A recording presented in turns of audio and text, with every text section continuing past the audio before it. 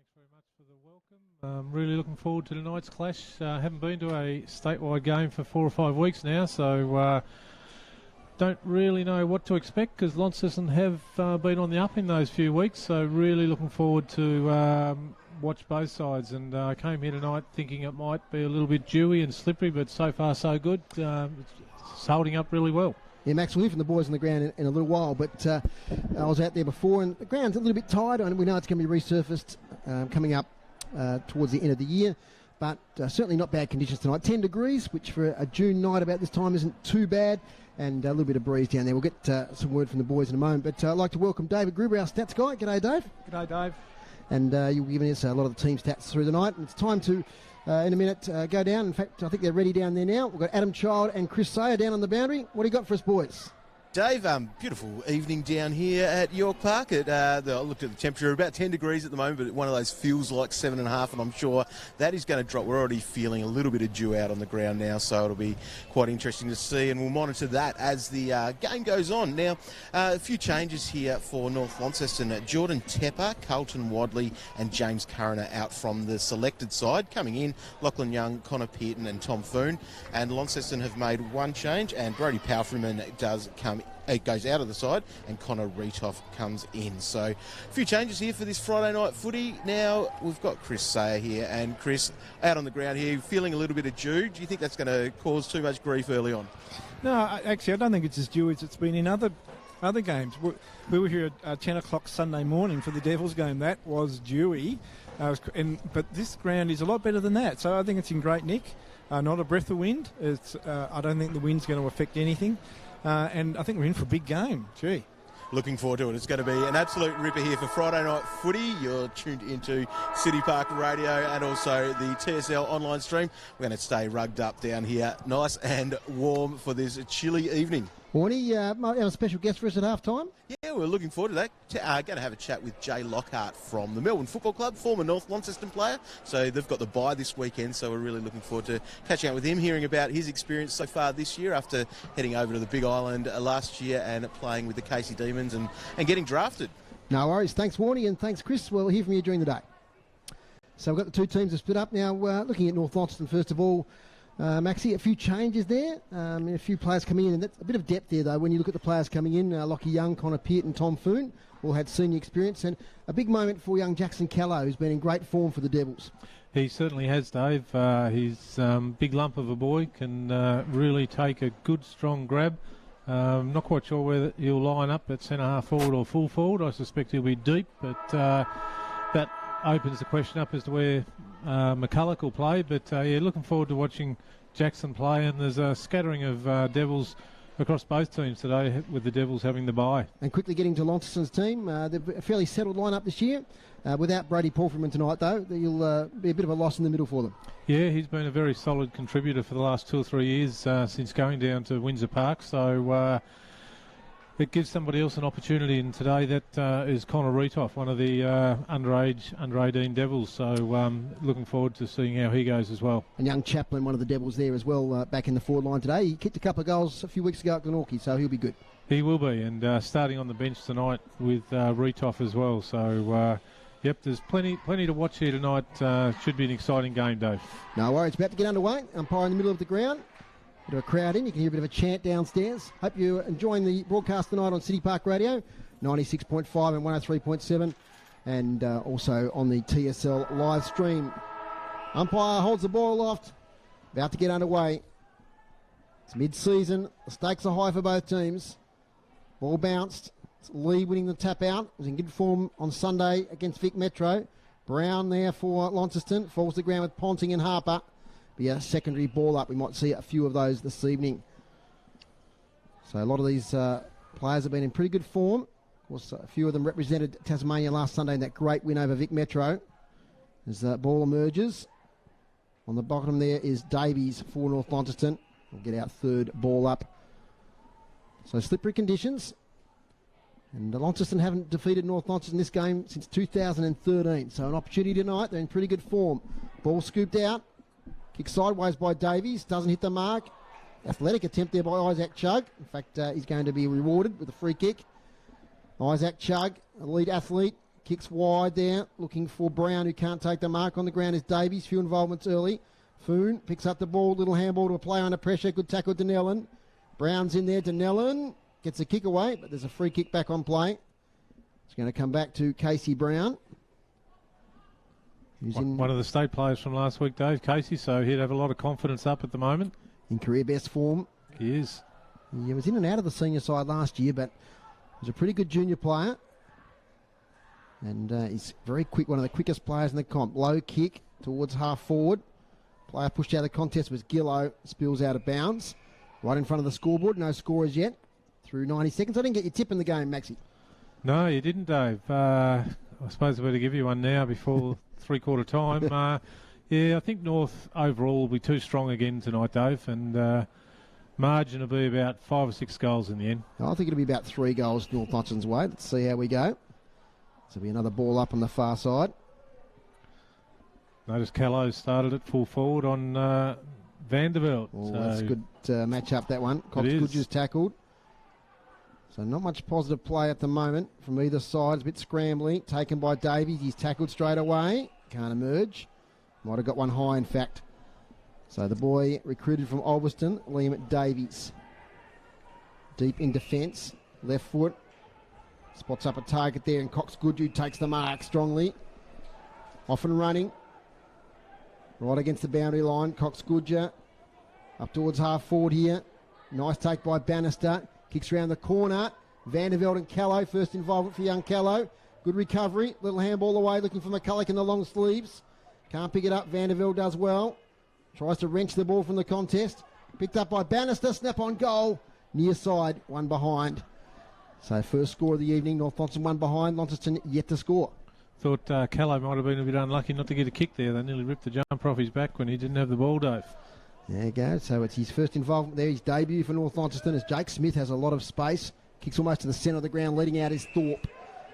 So Thorpe way up the ground. Got the glove on tonight, Mitch. Yep. Rumours of thumb injury there early in the year. He kicks sideways to Blackberry, who's regained that form of his after coming back from a knee injury. Sideways kick to Fletcher Seymour. Talking about players in good form.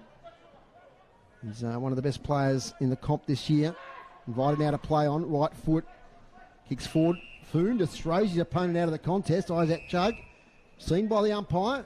And young Chug will take the free kick. He chases the ball himself. He'll have to come back and kick it from about 70 out of goal. A lot of players now back in attacking 50. Goes sideways. Kick might end up okay. Slippery ball though. Slips through the fingers of Killer Lee. Turnover now. Ball taken away. And player tackled there. That was Jackie Event, was it? I think was tackled there with the ball. So free kick. In fact, it wasn't. Young Lockie Cocker, number 45. Harper now inside 50. Up towards half forward. Taken nicely by Brown. Slips a tackle. Let's fly and goal. Gillow off fingers. Might not go through. Still a contested ball here near the goal square. Gillow tries a miracle ball off the ground. Holt takes the ball. Snaps on goal and misses narrowly to the left. So it's one behind apiece. Positive play there from the Blues, Maxie. Yep, they've started well, Dave. First 4 or 5 minutes, they've had control of this game, which is good to see. That's what they want to do early. North Launceston can get on top early in games. It's hard to peg them back. Short kick comes out to Ponting, wearing the number 23 this year. Kicks sideways a little bit. Looking for a teammate there. That might have been Tom Foon. Ball spills free. It's not going to emerge from that contest. It does now. Taken away. Little shot on goal by Killer Lee towards the goal square. Rolling out of bounds. In fact, it sneaks through for a behind. So 2 behinds, plays 1. 5 minutes into the first quarter here at UTAS Stadium. So another attempt to escape their back 50 here for North Launceston. Beautiful kick from Young to Lee. He's got a bit of latitude on the far side. Kicks long. Over the head there of Edmonds against his old team tonight. Will Edmonds, Maxie? Yes, we spoke about him off air, Dave. Not quite sure what created the move across the river, but he's here now and got his rewards by playing good footy in the D-League. Of course, we've got Jack Rushton playing against the Blues tonight. He was with them last year. First year of TSL. Denellen fighting hard. Not emerging, so it's going to be another ball up. So, game at the moment, Been played with a lot of stoppages. Inside 50 so far. 3 to Launceston, 1 to North Launceston. Clearances 2 to 1. So not many positive clearances so far. This is another one where it's a bit of a scramble. Modern Cox Goodger there. Might have been taken high. Umpire says no. Come in and ball up once again. 2 behind Launceston, 1 behind Launceston. You'd just like to be able to see around these stoppages, Dave, the Dakota Bannisters and the Cox Goodgers just break it open a bit. He's holding the ball there. It's against the coach in Whitford. And the free kick's going the way of Tuthill. Been very impressive in the back line for Launceston this year. Plays on. Kicks to half forward. Nice ball there by Connor Young. Front and centre was Taylor. Tackled.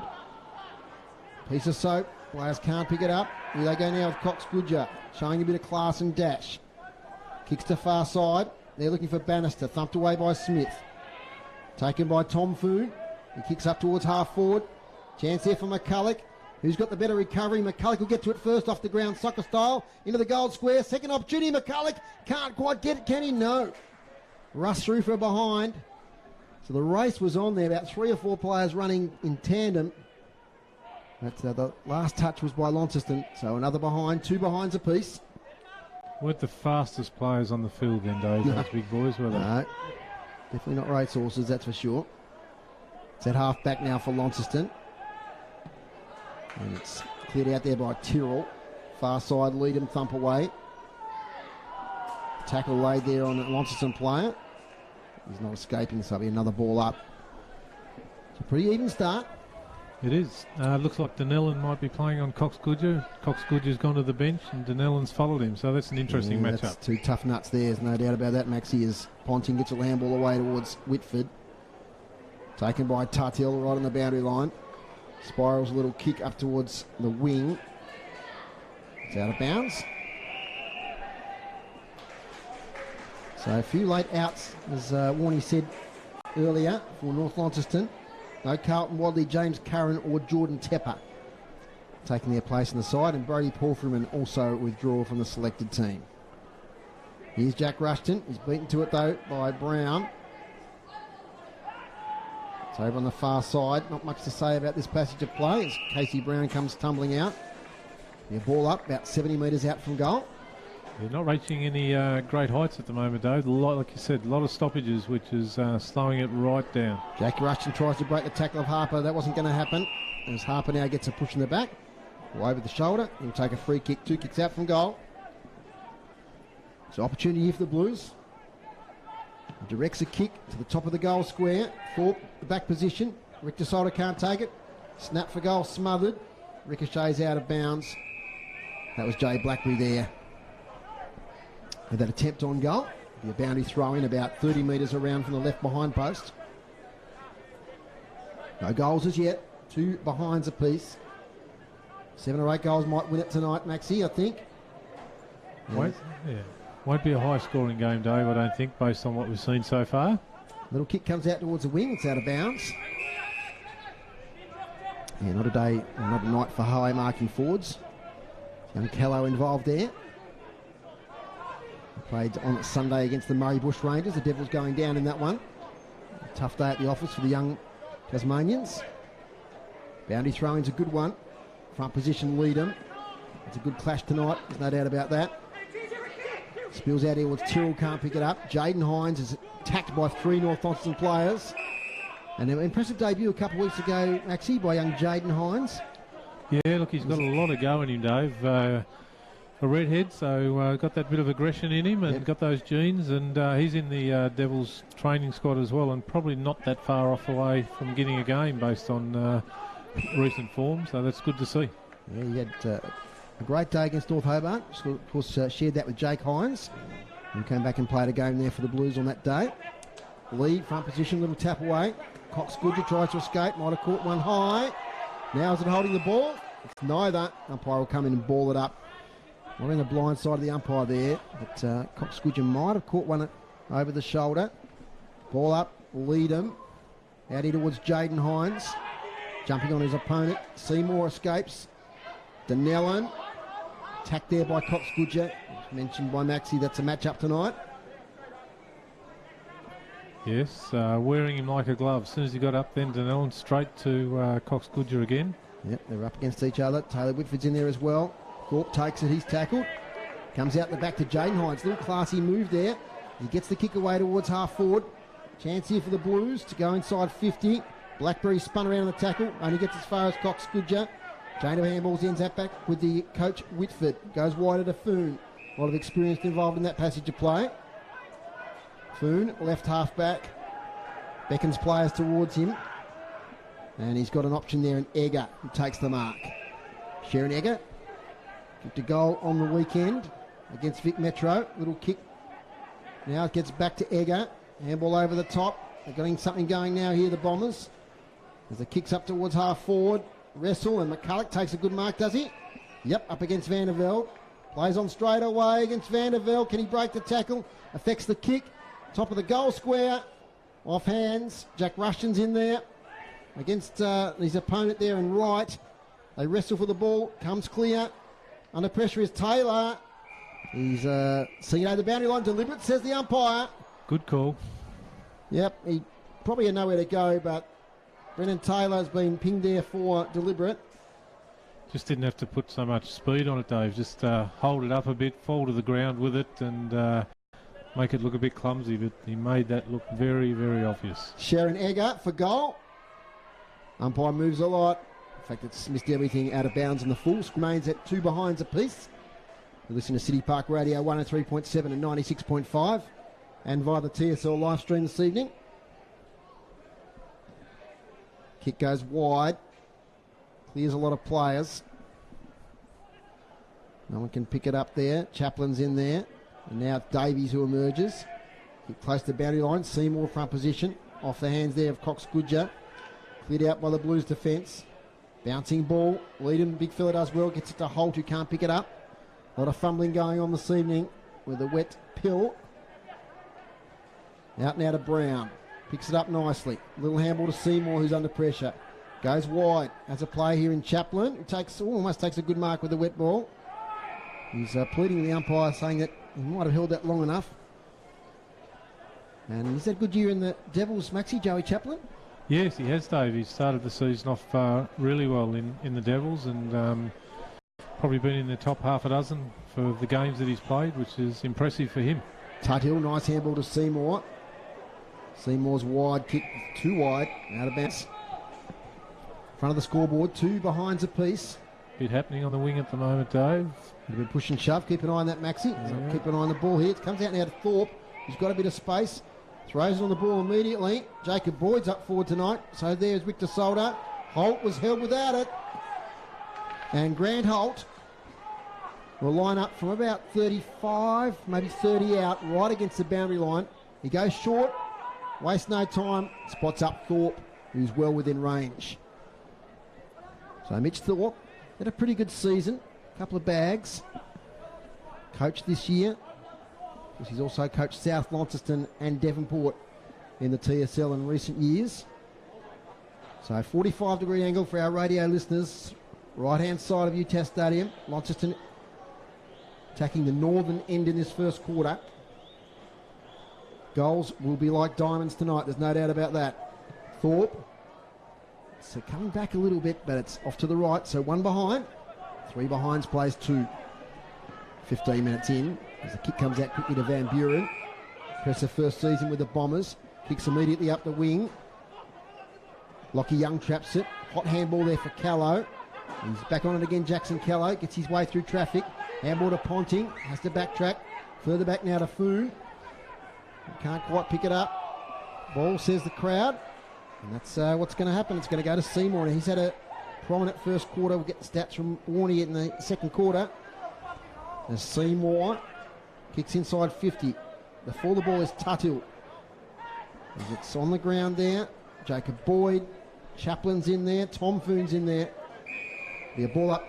Interesting to see young Jacob Boyd and Tuthill are playing a bit of a forward role, Maxie. That's a bit of a change-up. Yeah, they have at the moment. The last game that I watched, Dave, like you say, which was down at Windsor Park a few weeks ago now, but from memory they both were half-back sort of deep back, so completely different role. Got a bit of a theory on that in a minute when we get the next stoppage as Cox Goodger and Dunellan there. Wins this contest. Back to Smith.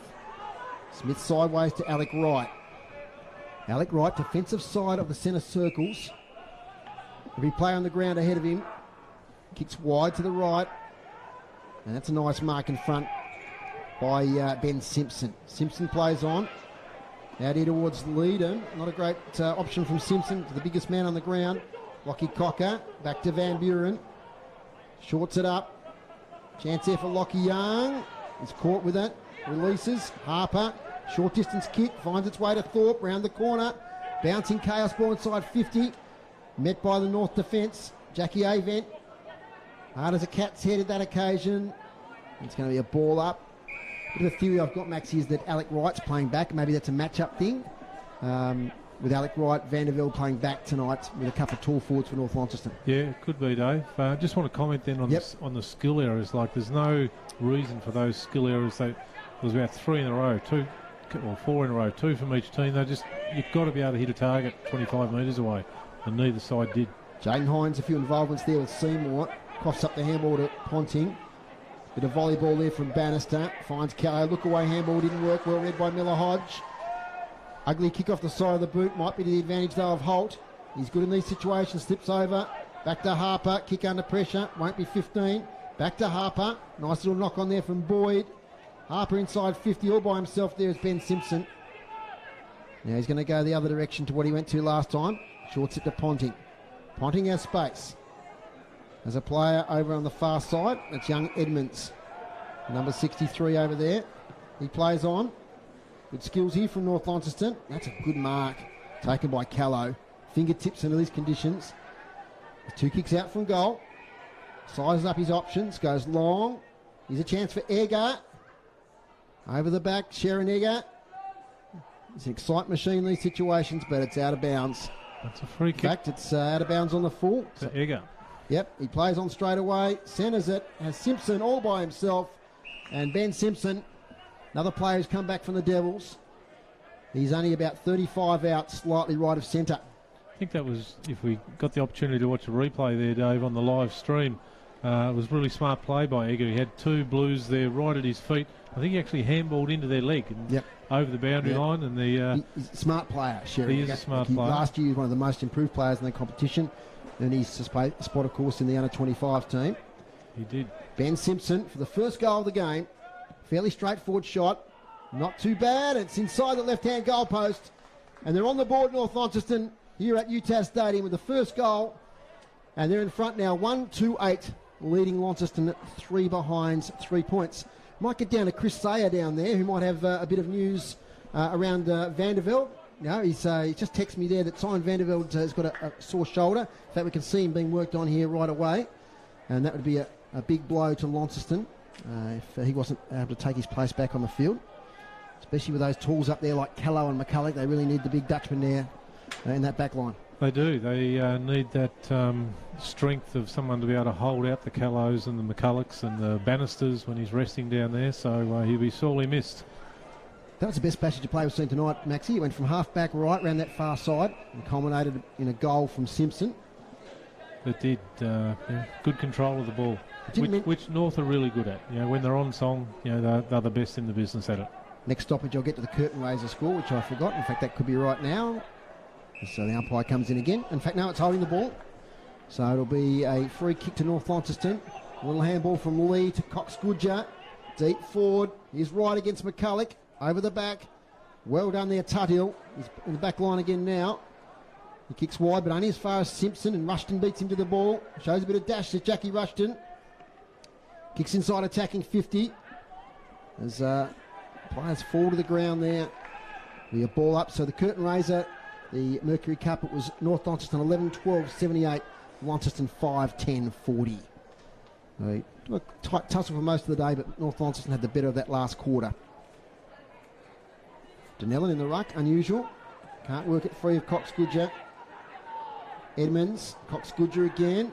Modelling a push in the back, says Maxie to my left. Umpire says no. Yeah, ball up. Just inside the 50 for North Launceston. Inside 50s, Groobs. 8 Launceston, 7 to North Launceston. Pretty even. Pretty even first quarter.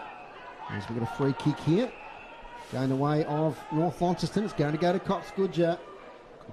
Could be the second goal of the game here, Dave. It's right on the distance that he likes. You stole my thunder there, Michael Walker. That is exactly the zone which Coxgoodger likes.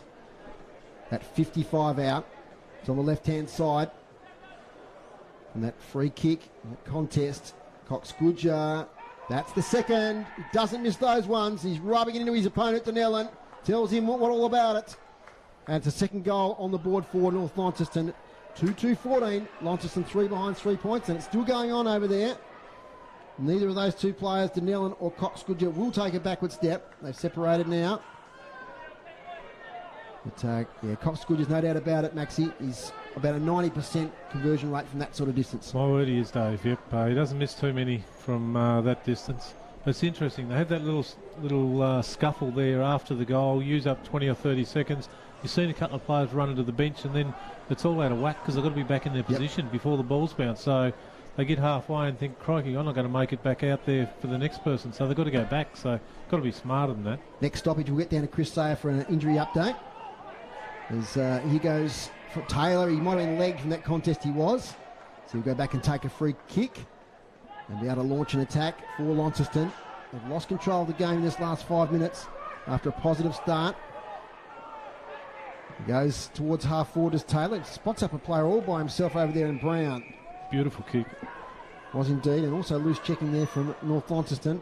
So Brown now looking for Thorpe. Cut out there by Davies, although Thorpe will get the follow-up. Tackled, dispossessed. Lockie Young's in there, paddling it in front of him. Might have been out of bounds before he got foot to ball. Chris Sayer down there, you've got a bit of a report there on young Vandervelde. He's coming back on. Yes, Vandervelde's just run back on. He passed a pretty intense scrutiny in that testing that left shoulder, but he's back on. And just keep an eye on him, but he looks pretty good. Cheers, Chris, and he's back on at Bart McCulloch. That's a big match-up in this game. But it's at the half forward now for Launceston. Knocked out by Leadham. Taken by Ponting. Releases the handball. Kicked away there by Fletcher Bennett. It's on the wing. A free kick here to Taylor Whitford in the back. Gets up, moves it quickly. Here looking for McCulloch. He rises high and takes the mark. Little short kick. Beautifully spots up teammate there in Davies. He plays on immediately. He slips as he kicks. So it goes into no man's land. Jake Smith there, so is Bannister. This way, that away, Bannister. Over to Ponting. Back to McCulloch. McCulloch tries to get round Vandervelde. Back to Ponting. Ponting lets fly for goal. Not too bad into the goal square. Oh, that might be a goal. That's Foon. Over the back, Jay Foon, opportunist.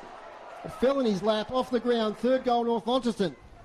Totally unexpected there by him. He was just running with the flow of the ball, a slider out the back, and it's landed on the ground, and he wasn't quite sure which foot to kick it with, Dave, off the ground there, so he did a bit of both.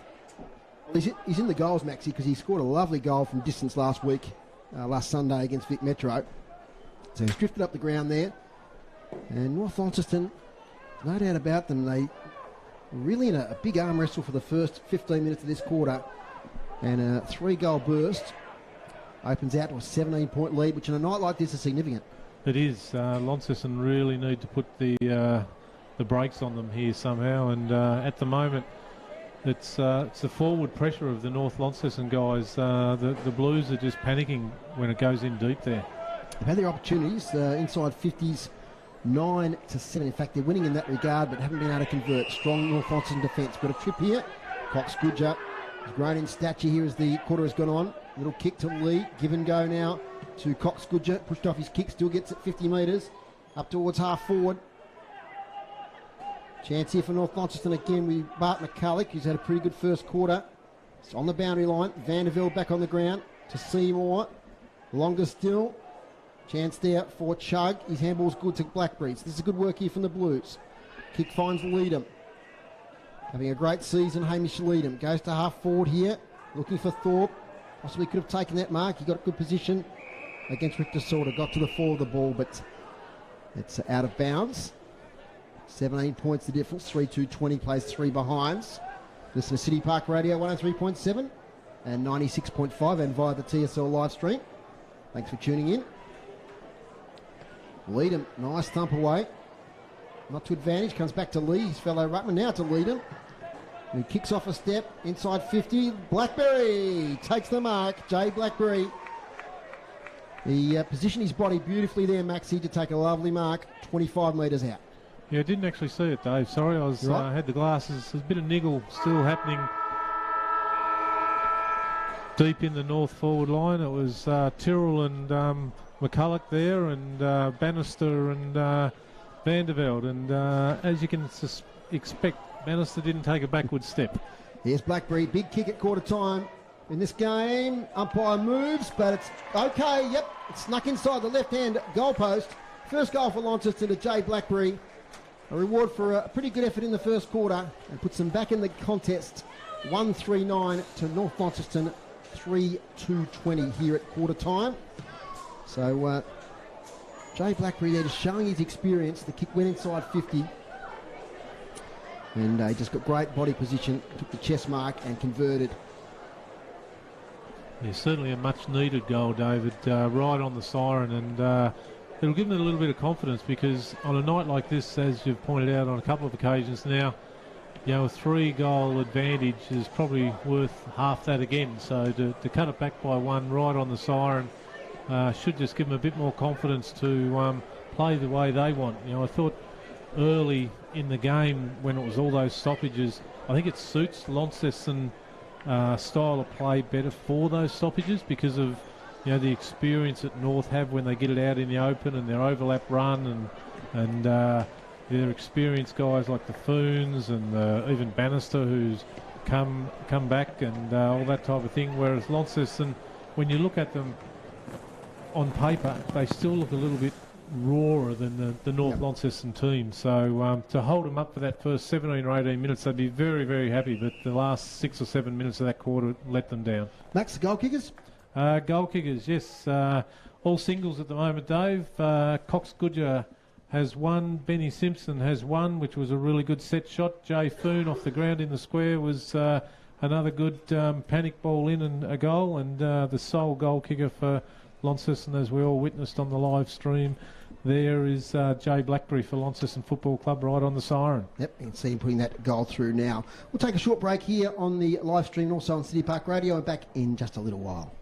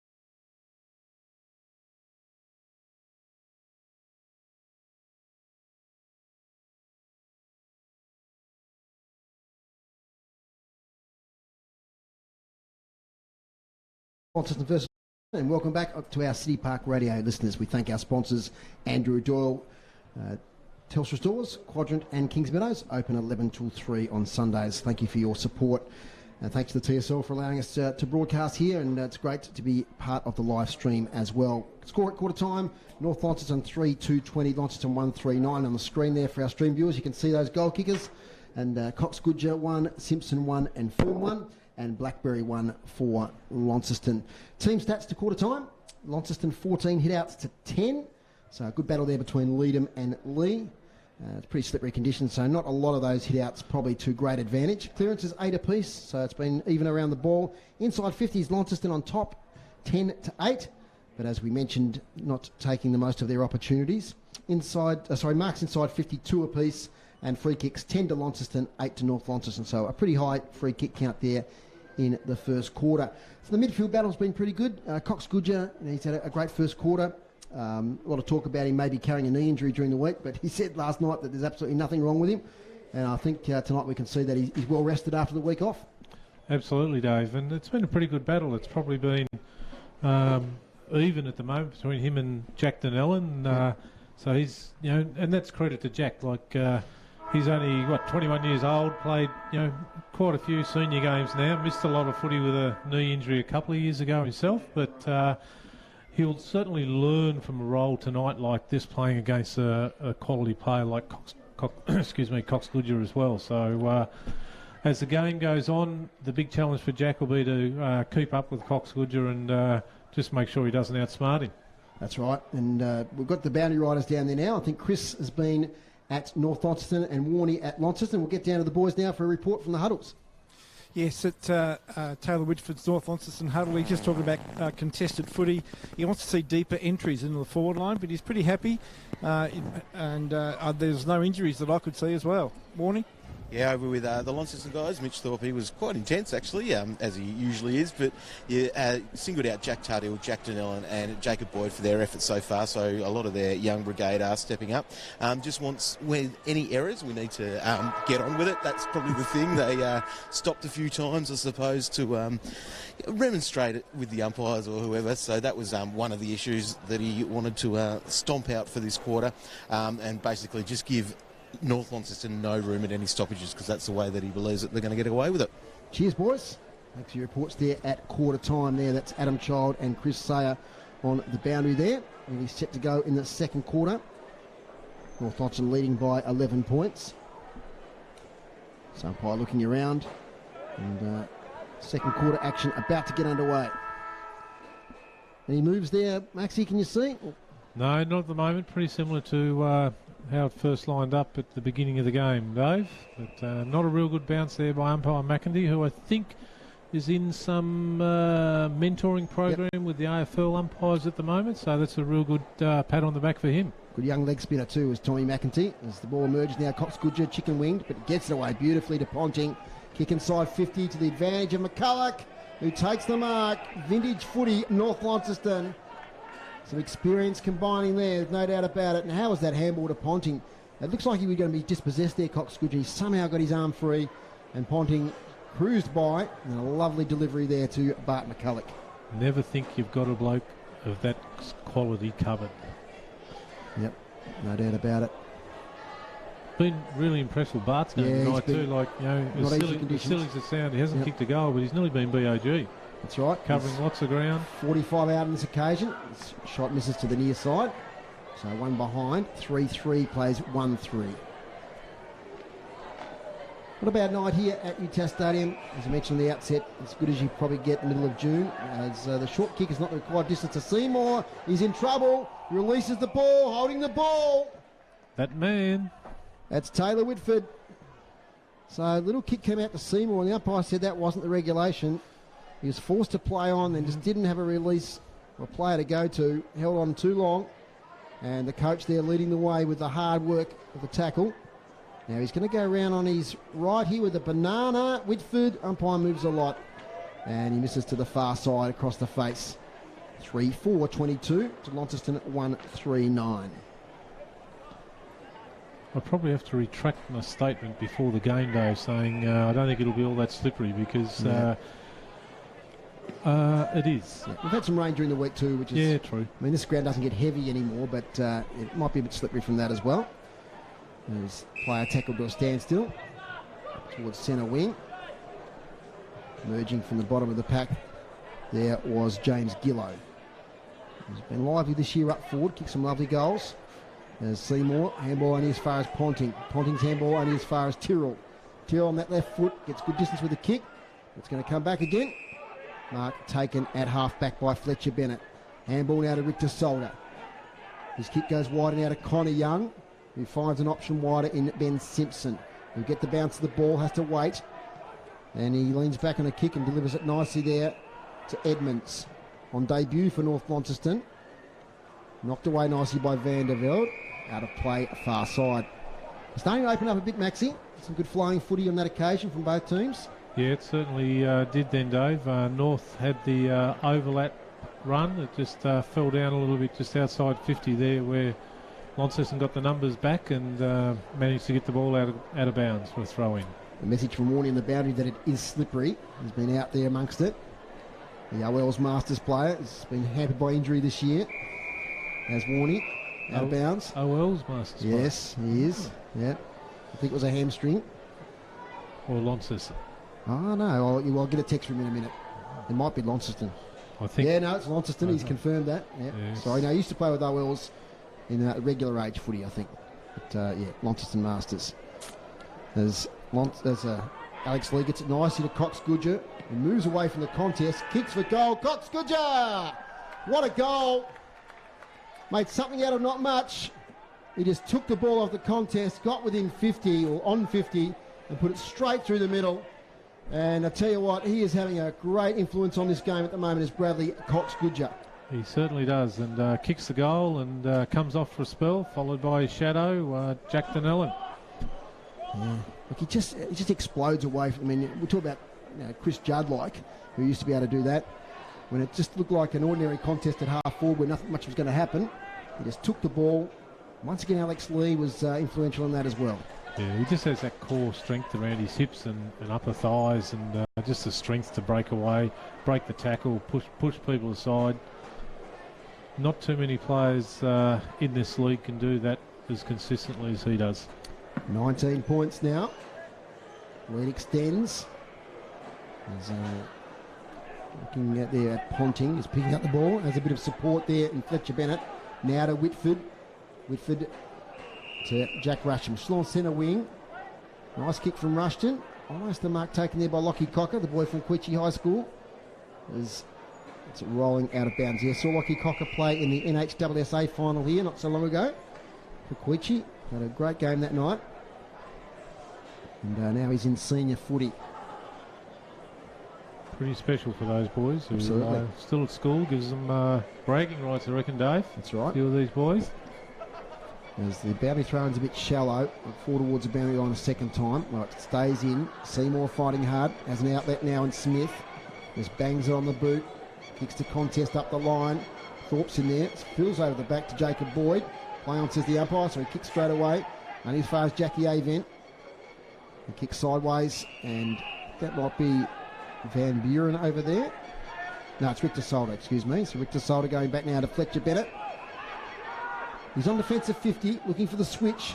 He has a couple of options, decides not to switch. Goes back to his right, though.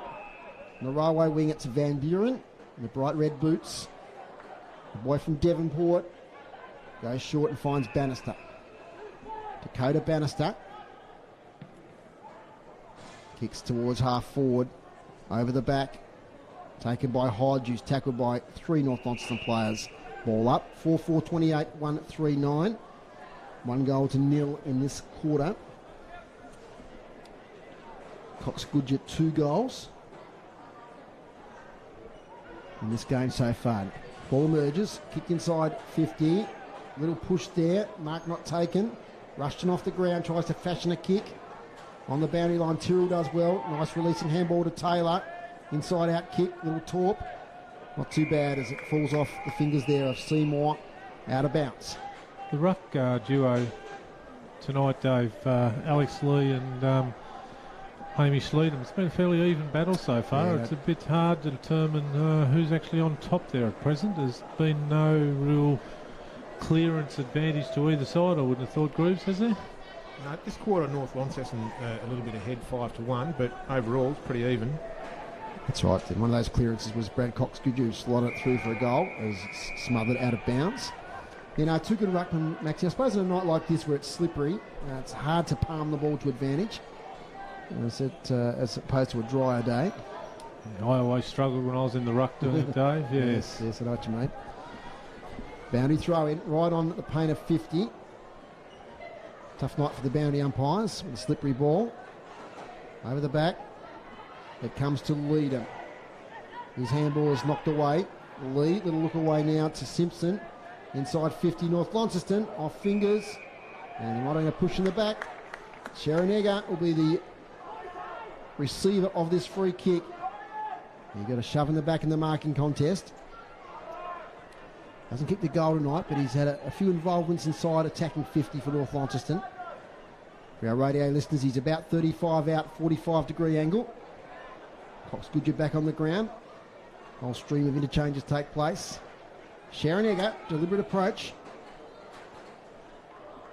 Kicking towards the northern end of UTAS Stadium. Sharon Egger, another goal for North Launceston. That's 5. 5-4-34, 1-3-9. And we're about 8.5 minutes into the second quarter. And North Launceston taking firm control on this contest, Maxi. Another 1 or 2 goals without Launceston worrying the score, and you'd nearly be inclined to say that they're in a spot of bother, Dave. A spot of bother. Yeah, I think, and Groob summed it up with those clearance figures, and they're starting to win a lot more around the ball. Yep. Creating opportunities, and a bit of a silly free kick in the end, Maxi. I mean, marks are hard to take in these conditions, and the shove in the back was pretty obvious. It was. To everybody here at UTAS Stadium, as this clearance goes to Launceston, but only as far there as that was Ponting. Back to Lee. Nice releasing handball to Davies. Left foot inside out kick. Inside 50 again for North Launceston. It's right there again with Egger. Handball to Ponting. Gets some space. Josh Ponting into the goal square. Callow's there. Works hard, does Jackson Callow. Gets a funny old handball to Bannister, who's a bit off balance and kicks it out of bounds on the full. Just like to see a bit more from Jake Smith there. He was in that initial contest. The ball hit the ground. He just sort of, all of a sudden, he was 4 yards off the pace. And the man that he's playing on actually picked it up and flicked it out to Bannister for the kick. So, tell you what, Maxie, they're missing Paul Freeman and Bristow in that centre at the moment. They just haven't quite got the midfield depth that they had at the start of the season. As Lee gets it back to Jay Foon, shrugs the tackle there from Isaac Chugg. The ball goes in the middle of the ground now to Avent. Avent gets around his opponent pretty easily. Launches another attack here. Couple of players sitting underneath the ball. Easy mark, not taken. Or is it going to be a free kick again? It is. And this time, who's it going to go to? I think it's going to go Launceston's way in the marking contest. Alec Wright. Yep. Went over the shoulder, was it, Maxie? Didn't see that one. Yeah, didn't see that one directly. So Alec Wright playing down back tonight. Started the season up forward. Played his first game down at North Hobart. Chaplin hands to it, can't quite take it. Bursting through there is Gillow. He won't escape that tackle. Babies, and it'll be a ball up. 34 plays 9. North are really drying up their opportunities to clear it out of the back line for Launceston. It's just dried up completely. They've got no options at all. Tuthill in there for Launceston. Attempted kick out of mid-air by Harper. Ends up with Hodge out of bounds. Just shy of attacking 50 for North Launceston. Inside 50s is quarter groups. 7 to North Launceston. Launceston yet to get one in. 7-0 this quarter. And we're 11 minutes in. And pretty quiet up there for Mitch Thorpe, who's hanging around the centre of the ground at the moment. Chaplin tries to get it out of the congestion. Comes out eventually now to Whitford. Quick kick inside 50 to the hot spot. Dangerous ball. A lot of players there. Bannister with strength. He lodges the handle on the ball though to Tom Foon. He can't escape. Ball says the crowd, and it's going to be another ball up. Just noticing there, Dave, like all the Launceston players were in at the contest, and Taylor Whitford and I think it was Rushton realised what was happening. They just pushed back 5 metres to give an outlet handball for when it does come out, whereas Launceston just stayed all around the contest. We might get another ball up here, and there's a bit of a development in this game. There's a players going down the rooms. That's Vandervelde. Might get the boys onto that one in a second. There's Simon Vandervelde with the trainer going down to the Launceston rooms. It's never a good sign. So we had trouble with that left shoulder in the first quarter. That's the ball up. Deep in attack here for North Launceston. A lot of players around the ball. Bannister gets a kick away. There's a chance now for Tom Foon. He's on the ground. Can't get a kick away. A lot of Lonnie defenders trying to clear it. One of those is Tuthill, who's tackled to a standstill. Another ball up. Be hard to see our way through here. Get down to Warney very soon. He's got something for us. As McCulloch kicks it out of the contest. It's going to bounce against the behind post. We'll just keep it with us for a moment because it's deep in attack for North Launceston. 12 and 3/4 minutes gone, second quarter. It's Launceston 1-3-9, trailing North Launceston at 5-4-34. McCulloch to the front, Ego who slips over. The umpire might pull out a free kick here in a minute just to try and clear it out. Just another ball up. So ground in pretty good nick, despite all the rain we've had in Launceston this week. It's held up pretty well. McCulloch wins another tap. Cox-Goodger wrestling for it, releases. Tom Foon tries to spin out, little kick. Here's McCulloch over the top. Rushton. Now Tom Foon snaps on goal and misses one behind. We might get down to Warney very quickly.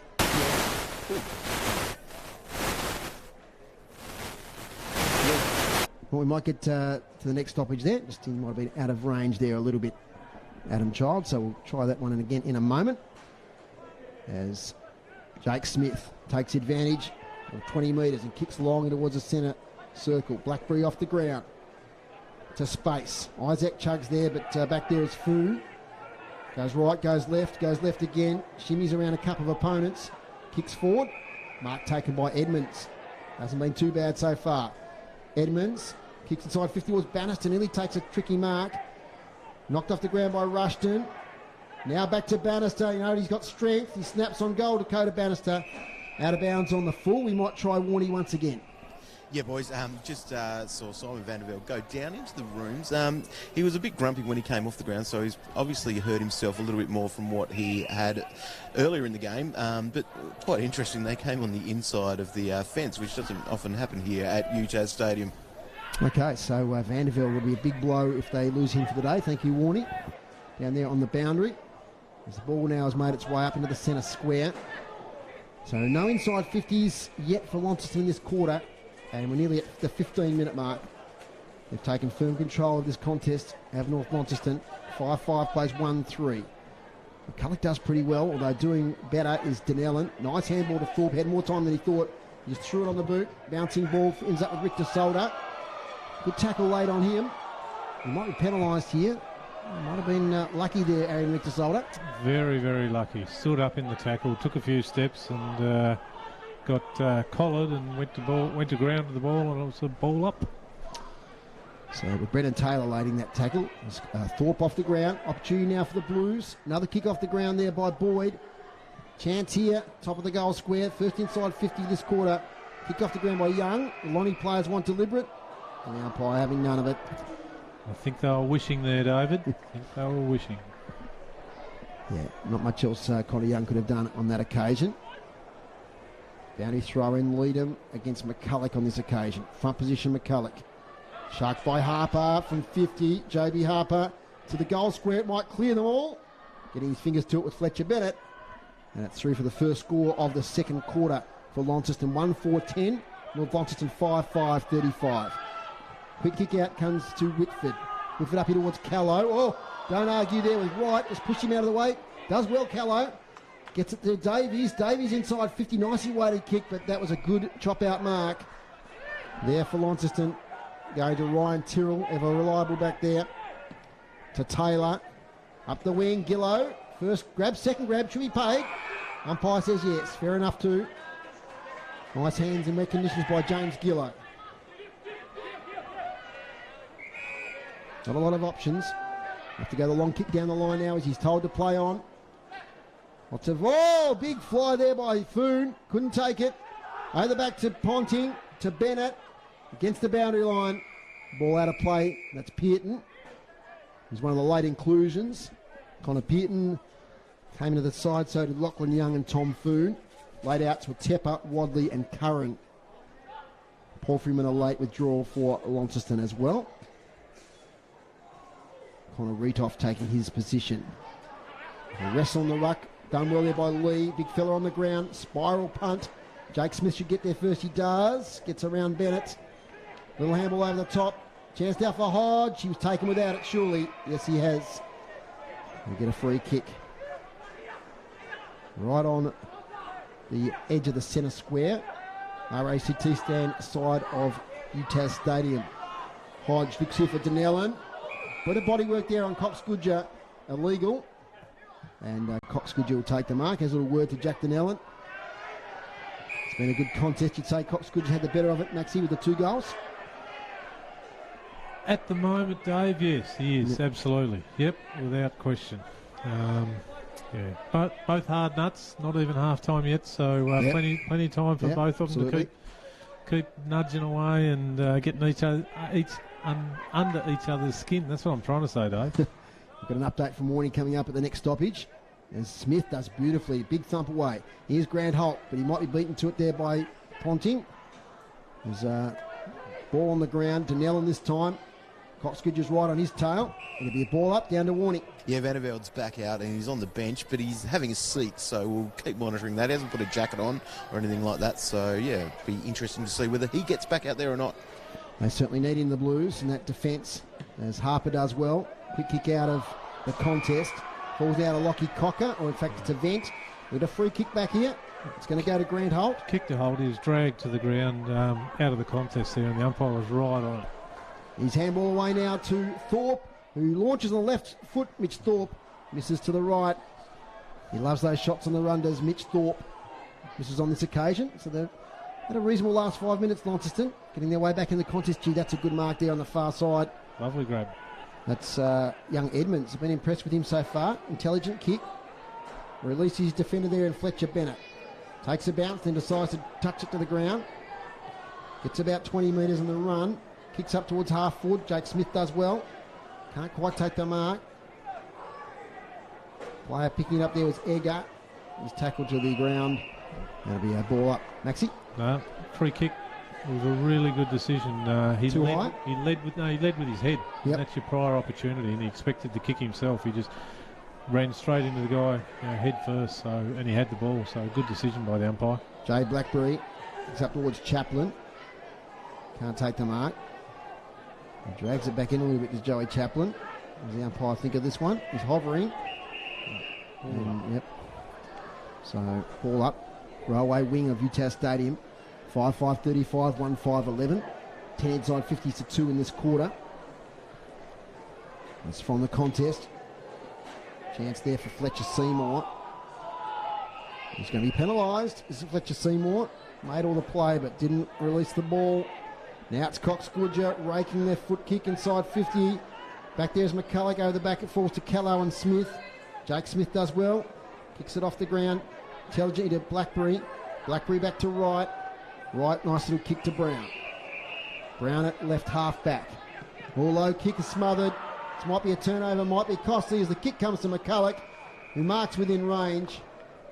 So I didn't see who the kicker was on that occasion, but it was an intelligent smother from Casey Brown's kick. It's ended up with Bart McCulloch. About 35 out, 45-degree angle, and it will be a goal now as the umpire pays 50. Come with me, son. He says to Alec Wright, who just stands aside. And Bart McCulloch has marched to the goal line. Right in front. Didn't see what the 50 was for. Suspect it wasn't coming back on the mark fast enough, as there is the goal from McCulloch. That's 6 now to North Launceston. And they're out to a 5-goal lead. 6-5-41 to 1-5-11. Not quite sure where that 50 come from either, Dave. It was the non-officiating umpire that paid it, though. He blew the whistle and signalled to the umpire who was on the mark, so I suspect... something's happened in back play. Something's happened. Someone might have had a few different views on what was happening to the umpire. Launceston really need, what do we got, 5 or 6 minutes to go in this quarter, but we just need to see some run from them. They've really stopped to a walk, and North are just playing all over the top of them. And this could be a blowout unless Launceston can get their game together pretty quickly. It's Ponting in the middle. He's tackled. Can't release. Warney, got another update for us? Yeah, we've just seen that Vanderveld has put his jacket back on. And Chris, what did you notice? Yeah, I noticed Blackberry come off for a spell and they said, no, haven't got anyone for it, and he had to go straight back on the field. Okay, so troubles there on the boundary line for Launceston. As the ball now is inside attacking 50. Taken by Tom Foon. Bart McCulloch again nearly takes it. It's Shark though. and snap for goal. Hits the post. And that was Lockie Young there, number 2 on the far side. Roved it well. As Smith kicks out now to Harper. Joby Harper at right half back. He centres it a bit to Holt. To take Mark under pressure. He does pretty well. Up there against Edmonds. Grant Holt. Still inside defensive 50. They trail by 5 goals. 3 goals to 0 in this quarter. High kick looking for Seymour. At the fall of ball as usual there is North Launceston. Rushton confronted. Tackled by Tuthill. Good pressure from Tuthill. Smith now to Killerley. Killerley kicks under pressure. Not a bad distant kick though. Inside 50 looking for Boyd. Handball now comes out to Blackberry. He's kicked the only goal for Launceston. It's all about the bounce here, and it bounces out of bounds. Probably a good result for Launceston. It's still deep in attack. Yep, they'll take that one, Dave. Gives them a chance to just set something up here and hopefully sneak one in before half time. A little bit of bravery in that play too. A couple of kicks under pressure, but they got the reward. They've got it deep inside their forward 50. Taylor is tackled. Taken by Van Buren. Boyd. Now it's Gillow. Opportunist. Not this time. Usually he snavels those, does James Gillow, but he's missed that one to the left. And they've got to kick them on nights like this, Dave, when you've kicked 1 goal in half a game of footy. 1-6 to 6-6. Releasing kick from fullback to Connie Young, who's infringed there by Blackberry. So a kick from Davies is nice now to Bart McCulloch. Gee, he's been pretty good and lively. He looks pretty fit this year. Towards attacking 50. Cox Goodger takes the mark against Denellen. Inside 50 for his 3rd. Brad Cox Goodger. Oh, wow, what a goal that was. He won the one-on-one contest and just steamed away. Left everybody else in his wake and then converted beautifully. Low kick from about 30 out on the angle. 3 goals now to Brad Cox Goodger. Very good finish, wasn't it? You know, waited till the last minute till the ball was in that 5-metre zone, pushed off Denellen, took off, dribbled one through the goals, and another one to North, which is it's getting a bit of a concern. Love to hear what Mitch has got to say to the boys at half time, because I doubt very much they'd be all that strong words of encouragement. 3 goals now to Cox Goodger. He's the only multiple goal scorer in the game.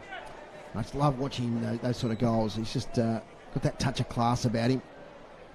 He always finishes well. He just has the time. Talking about finishing well is Blackberry, who's always a good finisher of a goal. It's the other end of the park now. Launceston there.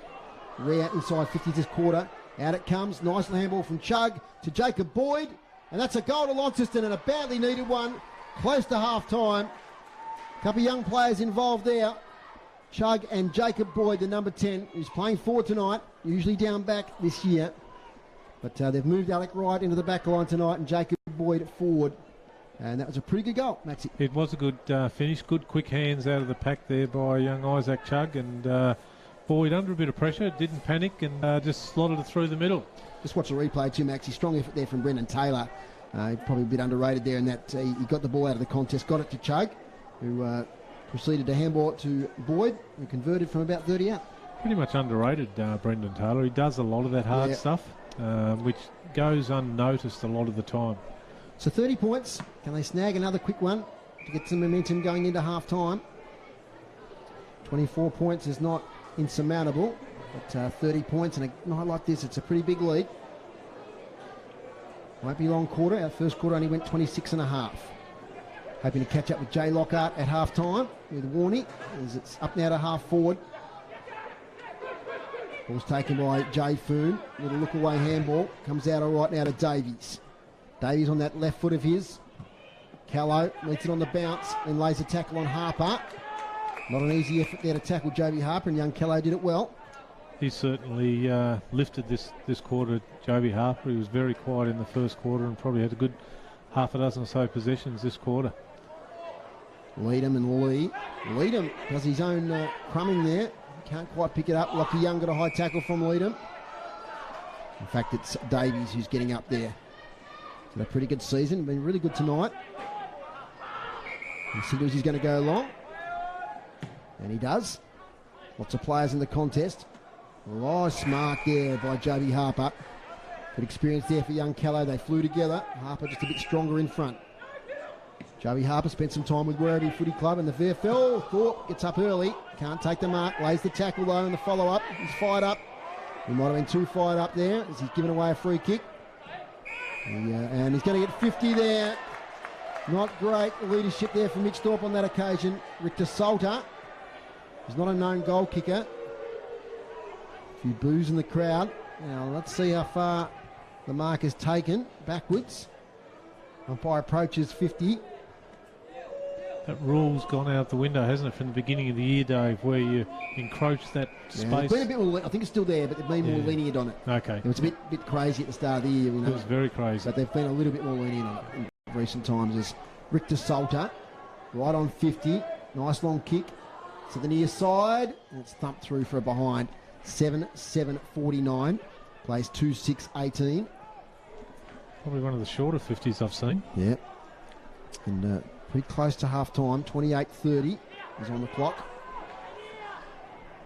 As Jake Smith, he's done pretty well tonight from this kick-outs. And finds his man again, Alec Wright. Started his TSL career as a 16-year-old in defence as Alec Wright. He finds himself back there again tonight. Jacob Boyd now to Smith. Here's a chance. Clock running down. Donnellan, he's got to go long. He hasn't got any options long, that's the problem. Sitting underneath it is Braden Van Buren. That's where they needed a few more players inside attacking 50, because there's the siren. That was the last opportunity of the half. And at half-time here at UTAS Stadium, it's North Launceston at 7-7-49 to Launceston 2-6-18. And in that quarter, North Launceston kicked 4 goals, 5 to Launceston 1 goal, 3. So they were pretty dominant there in that second quarter. And you see Simon Vanderveld out there with the tracksuit top on, so I don't think we'll see him again today. It's a bit of a blow for the Blues. Actually, we better go through the goal kickers there. Yep, thanks, Dave. Bradley Cox-Goodger's got 3, which is a game high at the moment. Ben Simpson 1, Bart McCulloch 1, Sharon Egger 1, Jay Foon 1. That's the 7 goal kickers for North Launceston, 7 goals. And for Launceston, the 2 solitary goals up to half-time, Jay Blackberry 1 and Jacob Boyd, who kicked their second goal towards the end of that second quarter. This is City Park Radio, and it's great to bring you the action tonight. We've got the boys down with Jay Lockhart, but we'll just take a break here from City Park Radio while they get organised. We're back in a minute or two, and we'll have our feature interview for today, Jay Lockhart with Adam Child. Back in a moment.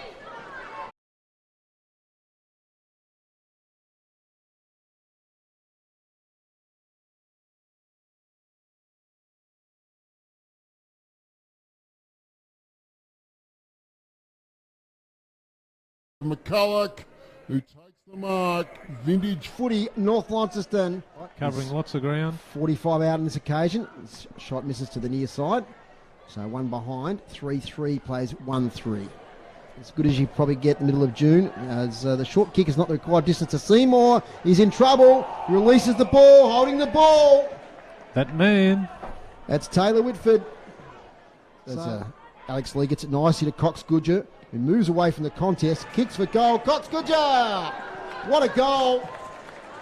Made something out of not much. He just took the ball off the contest, got within 50 or on 50, and put it straight through. Knocked away. Lee, little look away now to Simpson. Inside 50, North Launceston, off fingers. And they might have been a push in the back. Kicking towards the northern end of UTAS Stadium. Sharon Egger, another goal for North Launceston. That's 5. 5-4-34, 1-3-9, and we're about 8.5 minutes into the second quarter. And North Launceston with Egger, handball to Ponting, gets some space. Josh Ponting into the goal square. Callow's there, works hard, does Jackson Callow. It's a funny old handball to Bannister. He's a bit off balance and kicks it out of bounds on the foot. Just like pretty easily. Launches another attack here. A couple of players sitting underneath the ball. Easy mark, not taken. Or is it going to be a free kick again? It is. Thorpe had more time than he thought. He just threw it on the boot. Bouncing ball ends up with Richter Solder. Good tackle late on him. He might be penalised here.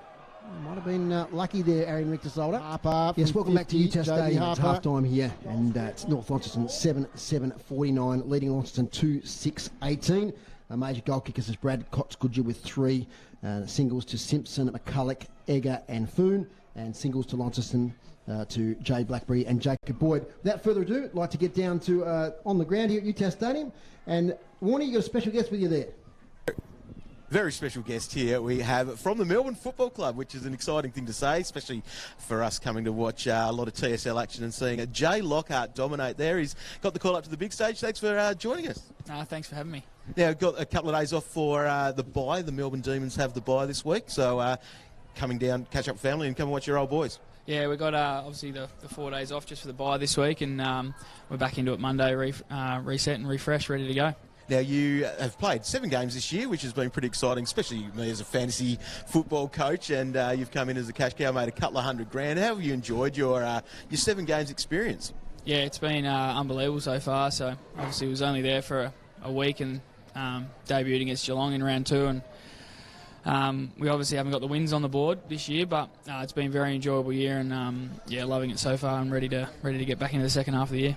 Yeah, so your story is a pretty awesome one, and hopefully we see a lot more of that, especially from our Tassie guys. But you went over to Melbourne last year to play for Casey, and then got the call up with the SSP, the Supplemental Selection Period, I think it's something like that it's called. But you got that. But you'd been training obviously with the club, being Casey as the affiliate. How much time did you get before the official call? Did you spend a bit of time training with the senior group? Yeah, so I just did a pre-season with Casey again, like the year before. And the only time we trained with Melbourne was a couple of sessions, just pretty much to fill in for numbers, so they could do some, match sim kind of drills and that. So did a couple of those, and was pretty much penciled in to do another one on the Friday 15th, which is the last sign-off date. So I was just doing that through Casey, and got the phone call the night before that I was going to be a Melbourne player, and so it was very good actually. When I rocked up the train, and the boys didn't even know yet, and got introduced as a Melbourne player, so it was pretty special. It's a pretty awesome experience. Now, have you been in touch with a lot of your mates that might be wanting to hit that stage, hit the big AFL stage, because there's a lot of opportunities now? The D's have been great. They've obviously picked up Cole Dunkley in the mid-season draft, and other mature age players. You think more clubs are going to look at the mature age, as you as the old man that you are coming into the side, not being the 18-year-old draftee? Do you think that might happen a bit more? Yeah, I think so. Teams that want to bring in someone at the mid-season draft obviously want that mature body that can come in and make an impact straight away. So, the guys that are at clubs that are affiliated through the VFL and things like that, probably a bit more advantage because they're in their eyes a lot more. But it definitely opens the door for mature guys playing some good footy at their league level, and they can come in and make an impact. So. You're going to have some really good stories come out of mid-season draft and things like that, so it's going to be pretty exciting. A couple of highlights for me as a fantasy coach this year was your big one you had against Hawthorn. Would you say that's probably one of your better games? And then the next week against Gold Coast, you had a 90, just quietly filling in for Lockie Whitfield for many teams, and you're a bit of a hero amongst fantasy coaches. So are they your couple of best games, do you think, this year? Yeah, they're probably my best games that I've played, as a team as well. So, I haven't probably got to my full potential yet, and still got a lot of improvement to go. So hopefully I can get back in the next couple of weeks and try and score for you boys a bit more. Now, you've been out the last couple with a bit of a knee infection, picked up that against GWS. So you played in the Magoos on the weekend, though. How did that go? Yeah, it was good. I just had that knee infection, and had to go under and get it cleaned out. Just got infected too quickly. So played in the Magoos on the weekend, and it was good fun. Catch up with a lot of mates that I played with obviously previous year. We had a pretty good side in. We made the most of it and got a good result. And the same Casey had the bye this weekend as well, so we'll attack the second half, and it should be good. Now up in the box, Dave Moore, one of your big supporters, called your name a lot of times here on the half-back flank. I'm sure he's got a couple of questions for you. G'day, Jay. How big was last year in your football development to join Casey Scorpions down there, or Casey Demons? How big was last year in taking your footy to another level? Yeah, I suppose the setup that they got at Casey's, he's trying to mirror an AFL environment without being there full time. So the staff and facilities that they've got is first class, and just obviously the coaches coming in work full time at Melbourne as well. So you can really learn as quick as possible, and they've got really good techniques in teaching every player down there. Now, Maxi Gawn, mate, is one of those cult heroes for Melbourne fans and for other people as well. What's he like to play with? What's he like to be around the club with, old Maxi? Yeah, Maxi's great. we get on quite well, me and Maxi, and he's just a real down-to-earth guy. Loves to have a joke and hang out. So when he's at the club, he's an absolute beast at training, everything he does, and obviously he's been, doing that game day as well, trying to carry us Demons. But off the field, he's willing to teach and show a lot of guys the professional way and how to do it, because obviously he struggled early in his career to find that, but once he got that, he's been unbelievable. Jay, Michael Walker here, mate. Congratulations on your 7-game career to date. It's really exciting to watch you. When guys get into the system like you have, we quite often hear on interviews similar to this, the question asked, what's the biggest change? So yours is quite unique that you've started off within a season, and I believe you were working on the wharf one day and rocking up at a footy club the next day and becoming a professional player. Like, what's the biggest adjustment you've had to make to your lifestyle and your diet and that type of thing for the young people out there who aspire to do what you've done to date?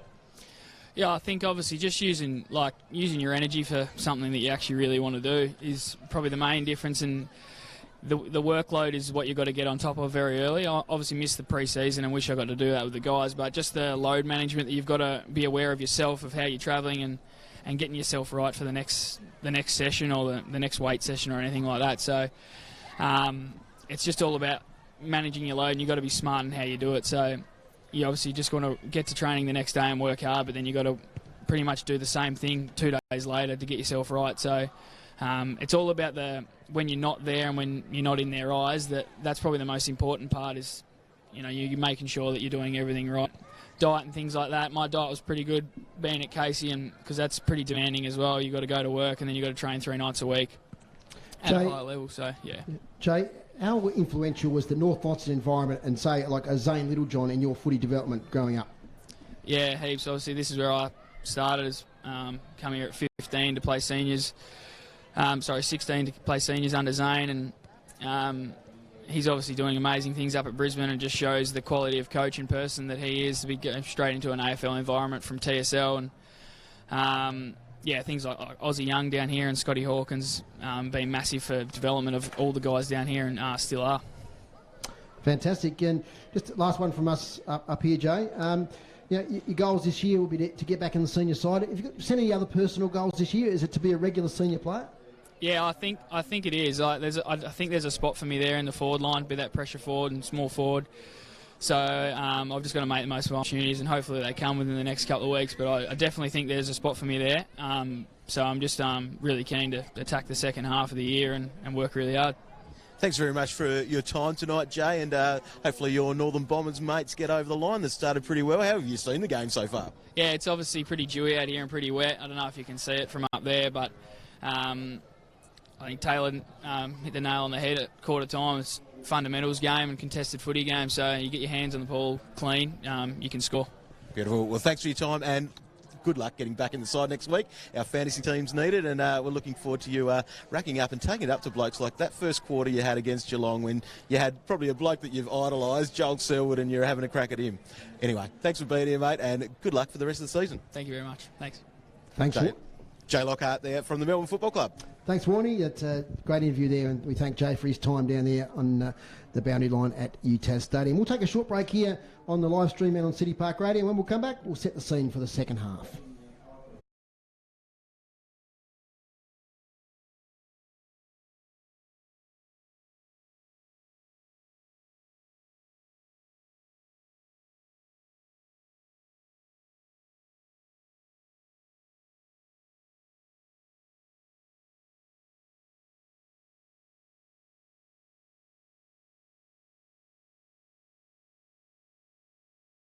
North Launceston off fingers, and they're not push in the back, kicking towards the northern end of UTAS Stadium. Sharon Eggar, another goal for North Launceston. That's 5. 5-4-34, 1-3-9, and we're about 8.5 minutes into the second quarter, and North Launceston didn't see what the 50 was for. Suspect it wasn't coming back on the mark fast enough, as there is the goal from McCulloch. That's 6 now to North Launceston, and they're out to a 5-goal lead. 6-5. Lively. He looks pretty fit this year. Towards attacking 50. Cox Goodger takes the mark against Denellen. Inside 50 for his third. Brad Cox Goodger. Oh, wow, what a goal that was. He won the one-on-one contest in just of a goal. That's the other end of the park now. Launceston, one of their rare inside 50s this quarter. Out it comes. Nice handball from Chug to Jacob Boyd. And that's a goal to Launceston and a badly needed one. Close to half-time. A couple of young players involved.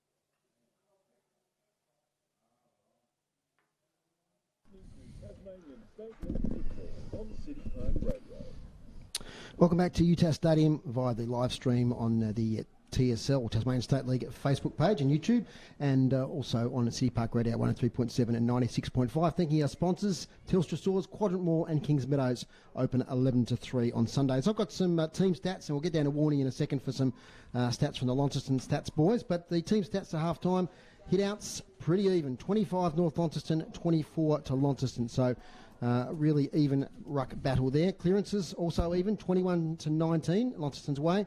It's inside 50s is a telling stat. North Launceston 23 to 15 at half time, 15 to 5 in the second quarter. Marks inside 50, 4 to 2, so not a night for marking, high marking inside the forward area.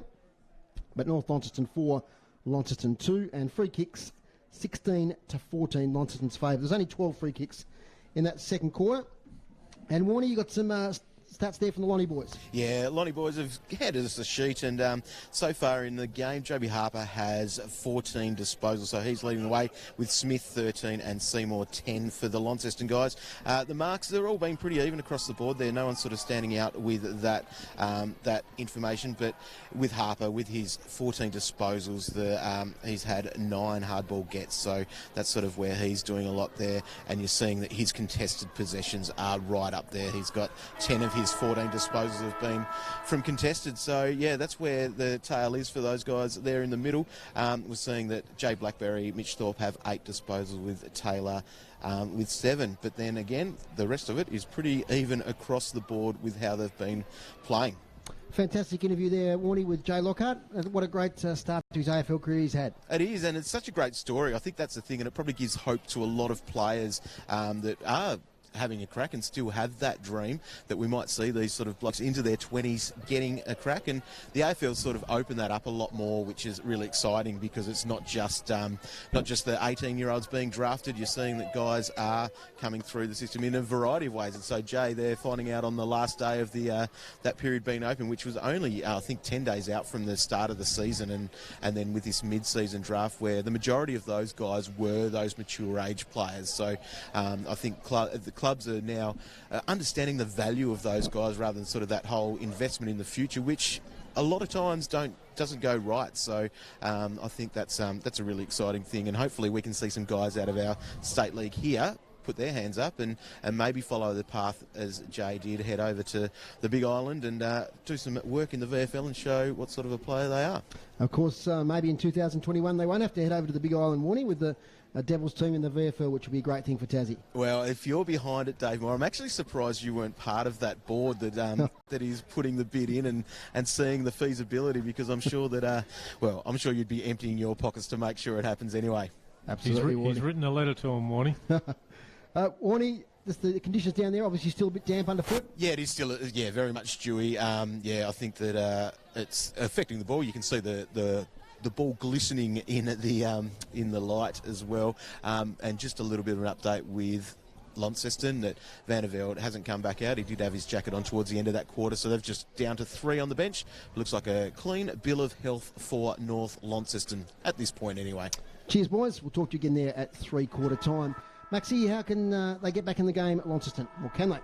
Yeah, they certainly can, Dave. How do they do it? I think they've just got to get a bit more run out of a lot of their players. You go down their list who they've got a lot of leg speed. You know, the Grant Holt, Jack Donnellan, you know, has got a bit of speed. Miller Hodge, you know, we haven't called Miller much. Tyrrell, who's normally a solid contributor. Casey Brown's down on a bit of form. So they've got you know, Jaden Hines, who we've seen glimpses of it tonight, but not consistently. So Ben Kitterlee in a similar boat. They've got to get more out of these guys to give themselves a chance. This quarter, if North kicked a couple, I'd like to think that Launceston could kick 3 or 4. They've nearly got to double their score. Yep. To set them up for a big last quarter and give them a tilt at the town championship. Yes, it certainly is. It's always a big occasion here in Launceston, North Launceston and Launceston. Tomorrow night on City Park Radio, we've got the Tornadoes versus the Hobart Huskies. So stay tuned to that one from 6:15. But here we are at UTAS Stadium, back in the middle. And good contest. Nullify each other, the two ruckmen. Comes out to Harper. Kick up towards half forward. Thorpe does well. Keeps it in front of him, but he loses possession now to Richter Salter. To Cox Goodger. 3 goals in the first half. Back to Bennett, who's been serviceable today. Solid back there. He kicks towards half forward. Knocked away by Callow from his opponent. Out of bounds.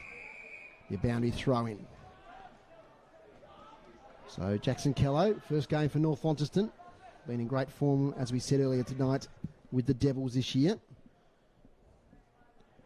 Mitch Thorpe's just put himself on the ball, took Hamish Leadham back to full forward, and he's contesting this ruck with Alex Wright with the glove off now. So Lee does well. Gets on a second occasion, only gives it straight to Donnellan. He's in a vice-like tackle. A couple of North players there. One of those is Alex Lee, and he's improving all the time. Right in his prime in his TSL career. Multiple premiership player for North Launceston. As out comes Whitford, falls out of bounds. Of course, he came to prominence the year Rooser couldn't play in the grand final. Alex Lee took over and did a great job. His career hasn't looked back since then. A famous win down at Blunston against Glenorchy. Thorpe straight to Ponting though. Half forward. Well done, Lockie Young. Handball to space. Ooh, strong contest there. Jake Smith might have caught one. Or play on, is it? It's a North Launceston free kick. Egger plays on and then misses to the near side. Should have made more of that. Big opportunity to hit the scoreboard in a big way in the first minute and a half of this third quarter. One behind. Out it comes out of Brown. Diving mark. Casey Brown, member of the team last Sunday. Tassie under 25s. Nice kick to Gillow, who presents. He has Jake Smith as a bit of an outlet here. Takes the mark. Still at half back. Working their way forward. Smith spots up an option there in Fletcher Seymour. So no long options are presented. They're going sideways now to Ryan Tyrrell. Has to come back near side. And they're racking up the fantasy points, as Orney would say, to Miller Hodge. Over and out of Donnellan, who gets a little bit of latitude. So they're inching their way forward, Launceston. Thinks about going back, but eventually they must go forward, and they do now through Donnellan, up to attacking 50. Leadham. Nice thump away there by Connor Young. Bit of volleyball by Lockie Young, gets it back again. In fact, that was Whitford. Up the wing. Little handball from Hodges, not great. Egger. Bennett over the top. Lockie Young, volleyball style. Tries to find Egger. Brilliant pickup. That was pretty elite there from Sharon Egger. Handball wasn't quite as elite. There's now a player under pressure there is Brown. Gee, he had that a long time, Maxie. Very lucky to get away with that one. Very lucky. He did have prior, I thought, but... Yep, no, I agree with you, Dave. Launceston is so frustrating to watch sometimes. Like, they just won't take the game on. That's what they've got to do. They've got to be brave in this second half. It's a boundary throw in. Cox, Goodger and Donnellan. A little bit of afters there. So right on attacking 50 here for the Bombers. 7, 8, 50, 2, 4, 16. They lead by 34. Out now to Ponting. Keeps his feet well. Kicks to the hot spot. McCulloch's there. Callow hovering as Rushton. Callow lays a tackle. Spills out. Rushton tries to pick it up. Tyrrell does well. And it's not going to emerge. It'll be a ball up. We're right adjacent to the goal square. North Launceston kicking to the town end of UTAS Stadium. Just on 4 minutes gone. McCulloch, little tap away. Rushton, look away handball. Chance. That's Edmonds. And he's put it through. His first game for North Launceston, and that was great work out of that contest. And Edmonds, split second, snapped on goal and got his first for tonight. His first for the North Launceston Bombers. 88-56 to 26-18. Maxi. Played really well tonight, Dave. Edmonds. Yep, been impressed. Yeah, very impressive. We're watching the replay here. Nice little tap out from McCulloch. Rushton, the look-away handball was skillful. And Edmonds finished the job. Sneaky it inside the right behind post, or goal post. That'll do. Yep. So that's the goal that Launceston didn't want to start this third quarter. What can Launceston do to get back in the game, Dave? Yeah, I think it starts from here. JB Harper's been good tonight, but he hasn't had a lot of backup around the ball. Ponting. Handballs to space. Gee, they went in where Angels fear to tread there. It's Ponting again, second involvement. How does the umpire see this one? Incorrect disposal. Alex Lee slow to get up. He's on his hands and knees. Donnellan will take the free kick. He kicks wide. Here looking for Killerley. Richter Salter did well. He had to attack the play with the ball. He got his hand in on it. But then I think he might have held Killerley in the follow-up. So Ben Killerley. 80 out from goal. Goes to square it. Has to be good with the kick, and he is. Finds Seymour. Crowded 50 awaits. Seymour. Holt is there. Thorpe flies. A lot of defenders thump the ball away. Holt does well on the ground. Gets a kick away sideways. Which way will it bounce? Davies leads the race for the ball. Picks it up nicely. Handballs backwards to Lee. And away they go now through Edmonds, who kicked that last goal. Kicks to space. Wright will get there first. He picks it up, Gizzy. Yes, he does now. Needs support by hand. Gets support from Chaplin. Back to Wright. Tyrrell. It gives it up. Tommy Foon kicks it right up in the air, and Tyrrell will take the mark on defensive 50. Here's a switch to Hodge. Killerley's the further switch, but don't think he'll go that far. He'll have to play on now. Kicks it now to Killerley. Get it on the bounce right against the boundary line. Hasn't got a lot of space to work in. Short distance kick to Blackberry. He was bundled off the ball. In fact, he was bundled off the ball illegally, says the umpire. It was a bit of a tough one on Jack Avent. Lucky free there, I think, Dave. Yeah. Lucky free. So Blackberry made a great recovery from that shocking knee injury last year at Windsor Park. Close to the boundary line. Kicks long up the line. Thorpe against three. Doesn't go for the contest in the end. Waits down is Ben Simpson. Handball backwards to Van Buren. Leans back on a kick to the centre of the ground. Chance here for Tom Foon. He misses the ball. Hodge tackles hard. Tom Foon bundles it in. Umpire will say holding the ball. He's winding up. Yep. So Tommy Foon, late inclusion. Brother of Jay, former Queechee High School boy. And Miller Hodge. Had a fantastic game last outing at Windsor Park against North Hobart. Little kick now to Tyrrell. Over the top to Blackberry. Will run. Will wheel and go straight away. Chance for Launceston. Centering kick. Cut off. Defensive mark as he does always. He's the master of that Maxi, Arian Richter Solder. He's had a lot of experience now, hasn't he, Dave? Yep. I think he clocked He's only up a young man, but 50-odd games a few weeks ago, yeah. A lot of these North players are younger than you think. They just come into the system early on. Yep. And they string consistent games together. Is Liam Davies. Long down here towards Lockie Young. He's been okay tonight. Thumped away from him, though. Right to Jake Smith. His handball was intercepted by Jack Avent. Left foot kick to the pocket. It'll bounce out of bounds. In front of Jack Rushton. 8-8-56 to 6-18. 38 points the lead. Hope you're enjoying the action here on City Park Radio 103.7 and 96.5. Bring your TSL footy whenever it's in Launceston. And it's big derby night here. And it looks like North Launceston might keep that winging run going since 2013. Nice from McCulloch to Whitford to the goal square. Bounces out of bounds. So it'll be a boundary throw in next to the right behind post. Inside 50s is quarter groups. 4 to North Launceston, 2 to Launceston. Okay, so they've had most of the play. Hit outs this turn. North Launceston Well on top. got on top, yep. As McCulloch wins another one. Attempted kick off the ground by Bannister. It's back out of bounds again. Runners are doing a lot of work here at the moment, Dave. Father-son duo for Launceston tonight. Brodie Powerfirman out there keeping fit. Looks a hell of a lot fitter than his dad does.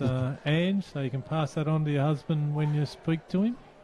Of course, Brodie out at the moment with shoulder injury. Out comes Bannister. There's a hold here. And it's going to North Launceston. And getting up off the ground there is Edmonds. Chance for his second. He's directly in front, 20 out.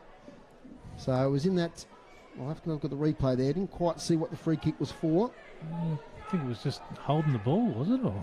Yeah, so there was a lot of players on top of the ball. We'll get a look at that in a moment, but we'll focus on the attempt on goal. So a snap goal early in the quarter from Edmonds. He's just about right in front. Oh, he's hit it to the right. Golden opportunity there. His miss from young Will Edmonds. 8-8-56 North Launceston. Launceston 2-6-18. As the kick comes out now to Denellen. Been a highlight tonight, his duel with Cox Goodger. He's kicked the 3 goals. Denellen now kicks long up the wing. It's 1 against 2 here. Cullett can't quite take the grab. Leadham on the follow-up. His kick smothered. Ball flips out. Leadham.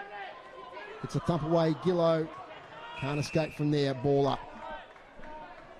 Players going in hard. It's a physical contest. So both teams have got 8 days to recover from this one. They'll probably need it. There's Ponting in the ruck contest there with Leadham. Taken away by Denellen. In a few possessions of late. Up goes Richter Salter. Taken by Fletcher Bennett. Son of Richard, former state cricketer. He's at every game of North Launceston. Big supporter. Leadham and Lee. Down to Thorpe. Tackle. Lee. He can't get a kick away.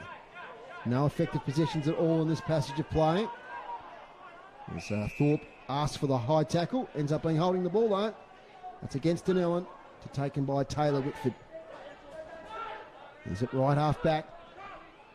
A lot of players moving around. He gets himself close to the boundary line. Hooks it back in play. Casey Brown thumps it away. Out of play. It's just a 1 goal through 11 3/4 minutes of this third quarter. Bit of a stalemate at the moment, Maxie. Yeah, it certainly is, Dave. It's pretty hard to find or watch anything that's exciting at the moment. Yeah. It's really, really flat. It seems like North are just going through the motions at the moment, and Launceston are allowing them to do so instead of grabbing it by the... Here's a bit of class from Whitford. Kicks towards the top of the goal square. Almost a one-headed mark. I think it might have been Callow. No, it wasn't Callow. It was... just get the ID on that player, but gee, it was nearly a fantastic one-headed mark. Edmonds again, I think, isn't it? That was Lockie Young, Lockie in fact. Young. Yep. Yep. Getting to his feet.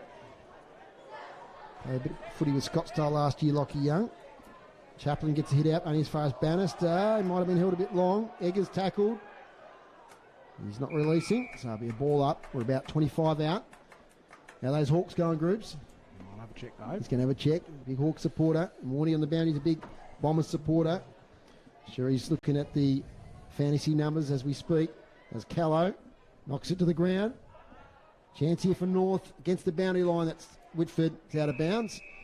Okay, Bombers 28, Hawks 21. Bit of a low-scoring game there as well. Is that at Marvel Stadium? Yes. Yep, so under the roof. 25 round from North Launceston's goal. They lead by 38 points. Callow front position in the ruck. Tyrrell tries to break free. Caught with the ball. It's not coming out. Another ball up. So a lot of options in the ruck there, haven't they? They've got Callow, McCulloch, Lee. Can all ruck inside, attacking 50. Callow going again, this time against Chaplin. The two Devils go head-to-head. Davies picks it up, tackled by Taylor. Gee, I tell you what, there'll be some sore boys tonight, Maxie. There certainly will be. There's a lot of tackling going on. Will. You can throw Bannister in there to do the ruck work as well. Yeah, they've got 4 or 5 options there, which gives Alex Lee that chop out. Chaplin wins this one. Last can't pick up the ball. Tuthill dispossessed. Finally, you get a little kick out. Going to go close to the boundary line. Picked up by Whitford. He's shoveled over by Jake Smith. Boundary throw in. So we've been in this little area of the ground for the last couple of minutes. 14 minutes gone. And we had this quarter, Max, just a one goal. One goal, two to yet to score. Yep. Get your inside 50s next stoppage groups as Chaplin and Callow go at it. And Coxgoodger going for the free kick there. Claiming he was held, but it's out of bounds. In fact, we've got a high contact there on Dunellan against Coxgoodger. Groups, how are inside 50s looking? Inside 50s 5 to North Launceston, just the 2 to Launceston so far. Right. It's been inside 50 for about 3 or 4 minutes. As Tardil now drops the mark, but does well at the spillage. Bouncing kick. Now Richter Solder gets it to Connor Young. Chance here for North Launceston. That was Bannister. Couldn't quite take the mark. Callow. In fact, that was Callow, thanks. As Rushton picks it up. Just pushed off his kick at the last moment. Well done, Tardil. He lays a tackle on the follow-up. Just Rushton. Might have been high. Be a ball up. That's what he's great at, isn't it, Rushton? That second and third effort. We saw it a lot last year at the games that we did with Launceston Footy Club, and the couple that I've seen him play this year I've been really impressed with as well. Callow kicks it across the face. Probably had a bit more time than he thought there. And it bounces out of bounds. So the players move over to the other side of the 50. Just can't clear it out at the moment, Launceston. And the two ruckmen sitting in the middle of the ground. Having a spell. Chaplin front position. Little hand off to Dunellan, who just goes long to space. Don't think they'll call this deliberate, will they? Will they? It's gone out of bounds. Yes, they will. Yes, they will. No. So, I had a feeling it was going to happen. I had a feeling it was going to happen. As now Tom Foon kicks to the top of the goal square. Big fly from a lot of players. At the front is Taylor. Might have been helped without it. Tyrrell tackled to the ground. Your thoughts, Maxie? Unluckiest player out there, Jack Dunellan, after that kick. He's kicked at 65 metres and it's dribbled across the line at right angles. And he was pinged. There's Taylor Whitford. Oh, nearly got a kick away inside out. He's tackled. Lonnie supporters want ball. And no. Pryor says the umpire. So we're still about 35 out from North Launceston's goal. Chaplin does well. Tyrrell, little handball over the top. Now it's with Lockie Young. We'll get a bit of space. Lockie Young inside out. Misses to the right-hand side. A gilt-edged opportunity there to rub more salt in the wounds to Launceston. Another behind. Little kick out from Smith, and Fletcher Seymour does well under pressure from Bannister. Nice corky too, I think. Yes, he just got up a bit proppy. He can't hardly take the kick. He gets himself together now. That'll be a big loss. Now he's holding the back of his leg, I think, here. Do you reckon it's a corky, Maxie? It was a contest of legs, or contact of legs. Here's Smith now. Tries to escape. Handballs to space. Chance for Lockie Young. Here they go, North Launceston. Rushton. Callow gets a kick away to the top of the square. Bouncing ball. Bannister in a fight there. Seymour's got back up again. He's tackled. Releases.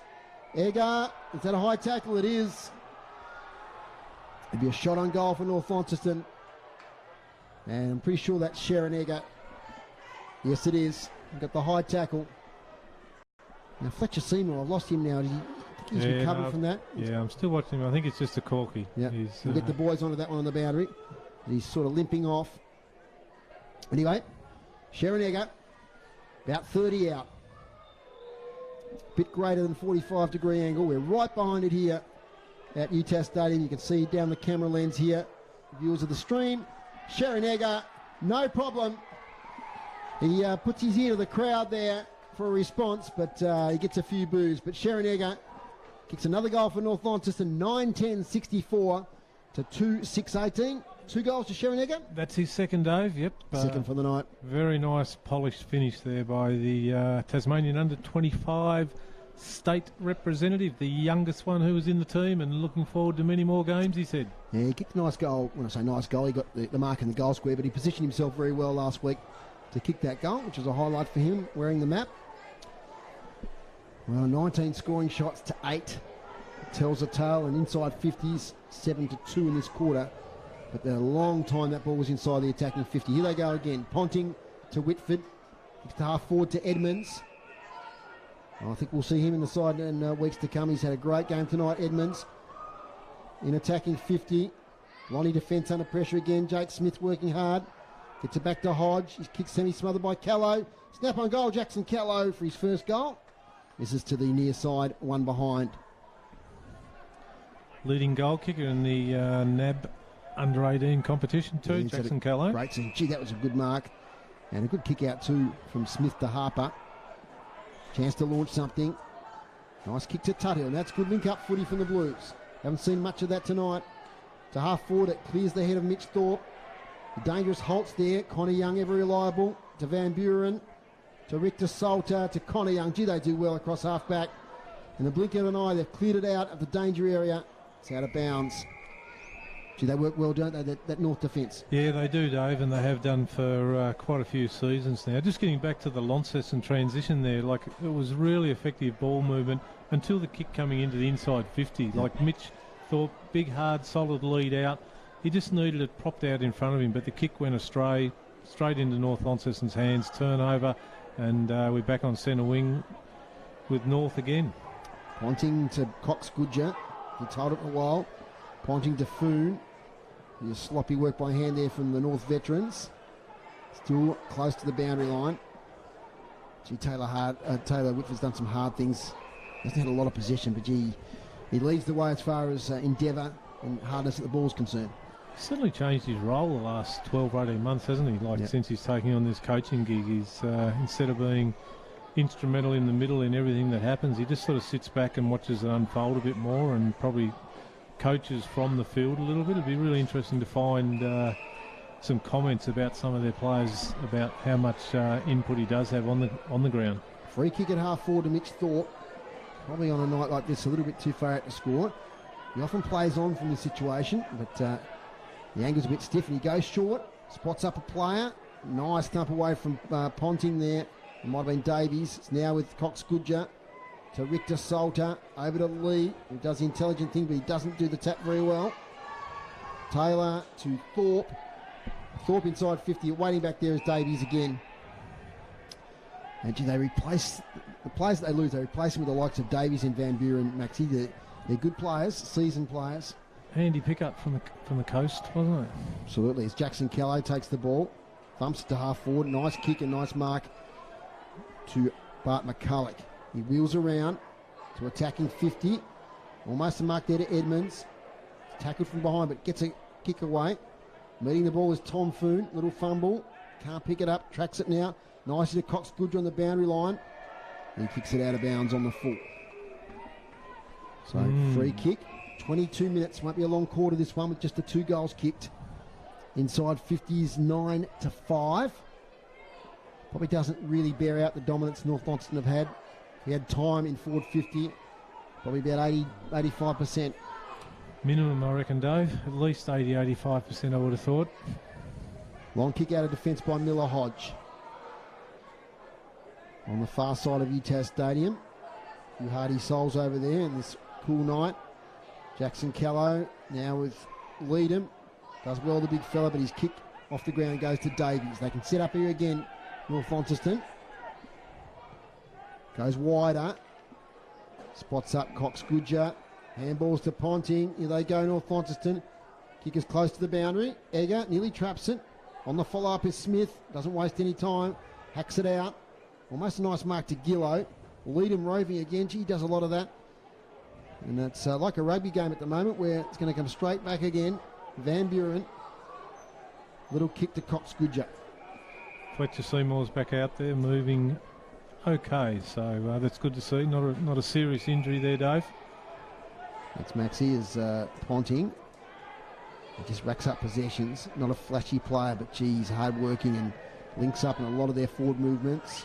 Over the back, Callow. First grab, couldn't get the second.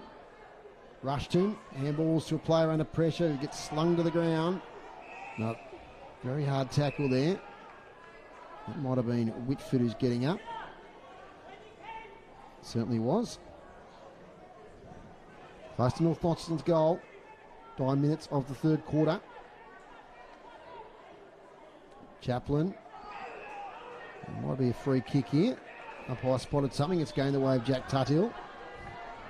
As the players scuffle a little bit, Launceston need to be careful. They don't want to get this reversed in this dangerous area of the ground. Tuthill goes sideways and finds Alec Wright, still deep in defence. Going to Jake Smith, who takes a mark on his chest. How do they find a passage out here, Launceston? Low kick. It's pretty good actually from Jake Smith. Pinpoints Casey Brown. It's one area of the game he's improved at Jake Smith. That's his kicking. And that was pretty good on that occasion. As JB Harper goes to half forward. But there we go again. It's Richter Solder. Chops it out. Oh, the handball wasn't great. Put his teammate under pressure. But back to Richter Solder. To Lee. Backwards to Bennett. Ends up with Ponting. I'll tell you what, Richter Solder, I don't influence your votes, Maxie, but he's been pretty good back there tonight. He's positions himself beautifully. Thwarts lots of attacks. Yeah, he certainly has. He's sounding a bit like Macca, actually. Yes. He doesn't want to influence me, No. but he tells me who should get 3-2-1. I don't want to tell you. No. Cox Goodger's been good, but I don't want to say any more. Well, don't. Boundary throw in, centre wing. It's in City Park Radio, 103.7, 96.5, and on the TSL live stream. Here's Ponting again. He's been good. Yep. Up to half forward, Callow in a good contest there with Brown. Tyrrell on the follow-up. Umpire's blown the whistle.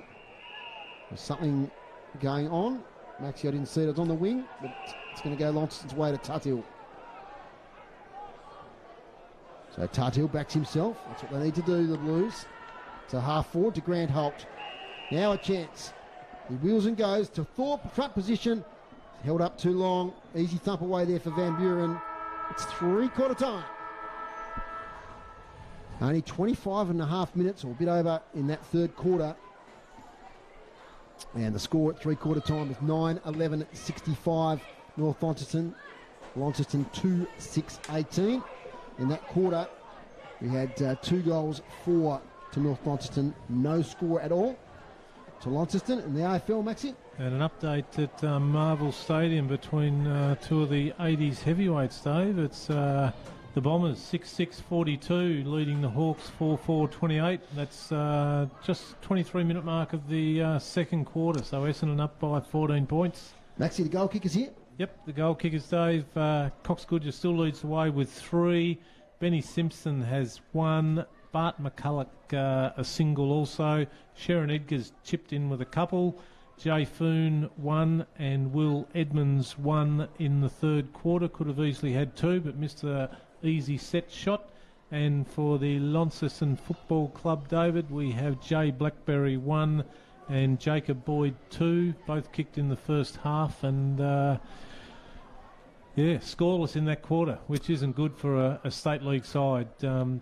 Just there, if you think back to the passages of play then, Dave, when Launceston were clearing the ball out of the back line and compare it to the North Launceston similar scenarios, North Launceston had the skill, the composure to keep control of the ball, whereas every time Launceston got it, they just seemed to be under pressure. And, it's a big, chaos ball, trying to kick it 40 or 50 metres out of the zone. It's kicking it towards the boundary along the ground, hoping that it might dribble out but not get paid for deliberate, and all that. Everything's going North Launceston's way at the moment, and probably the main reason why is that they've just got on top all around the ground. It's pretty hard to find any line across the field, and then you break that down again, any player who's being beaten at the moment. Yep, it's a dominant performance from North Launceston. Three-quarter time, 9-11-65, leading Launceston 2-6-18. We'll take a short break here on City Park Radio and the TSL live stream.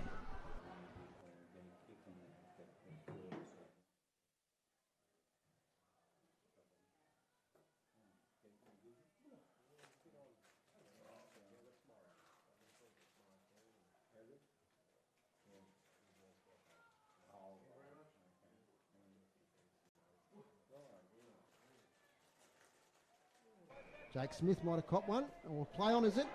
It's a North Launceston free kick. Egger plays on and then misses to the near side of UTAS Stadium. Just on 4 minutes gone. McCulloch, little tap away. Rushton, look away handball. Chance. That's Edmonds. And he's put it through. His first game for North Launceston, and that was great work out of that. Handballs to space. Gee, they went in where Angels fear to tread there. It's Ponting again, second involvement.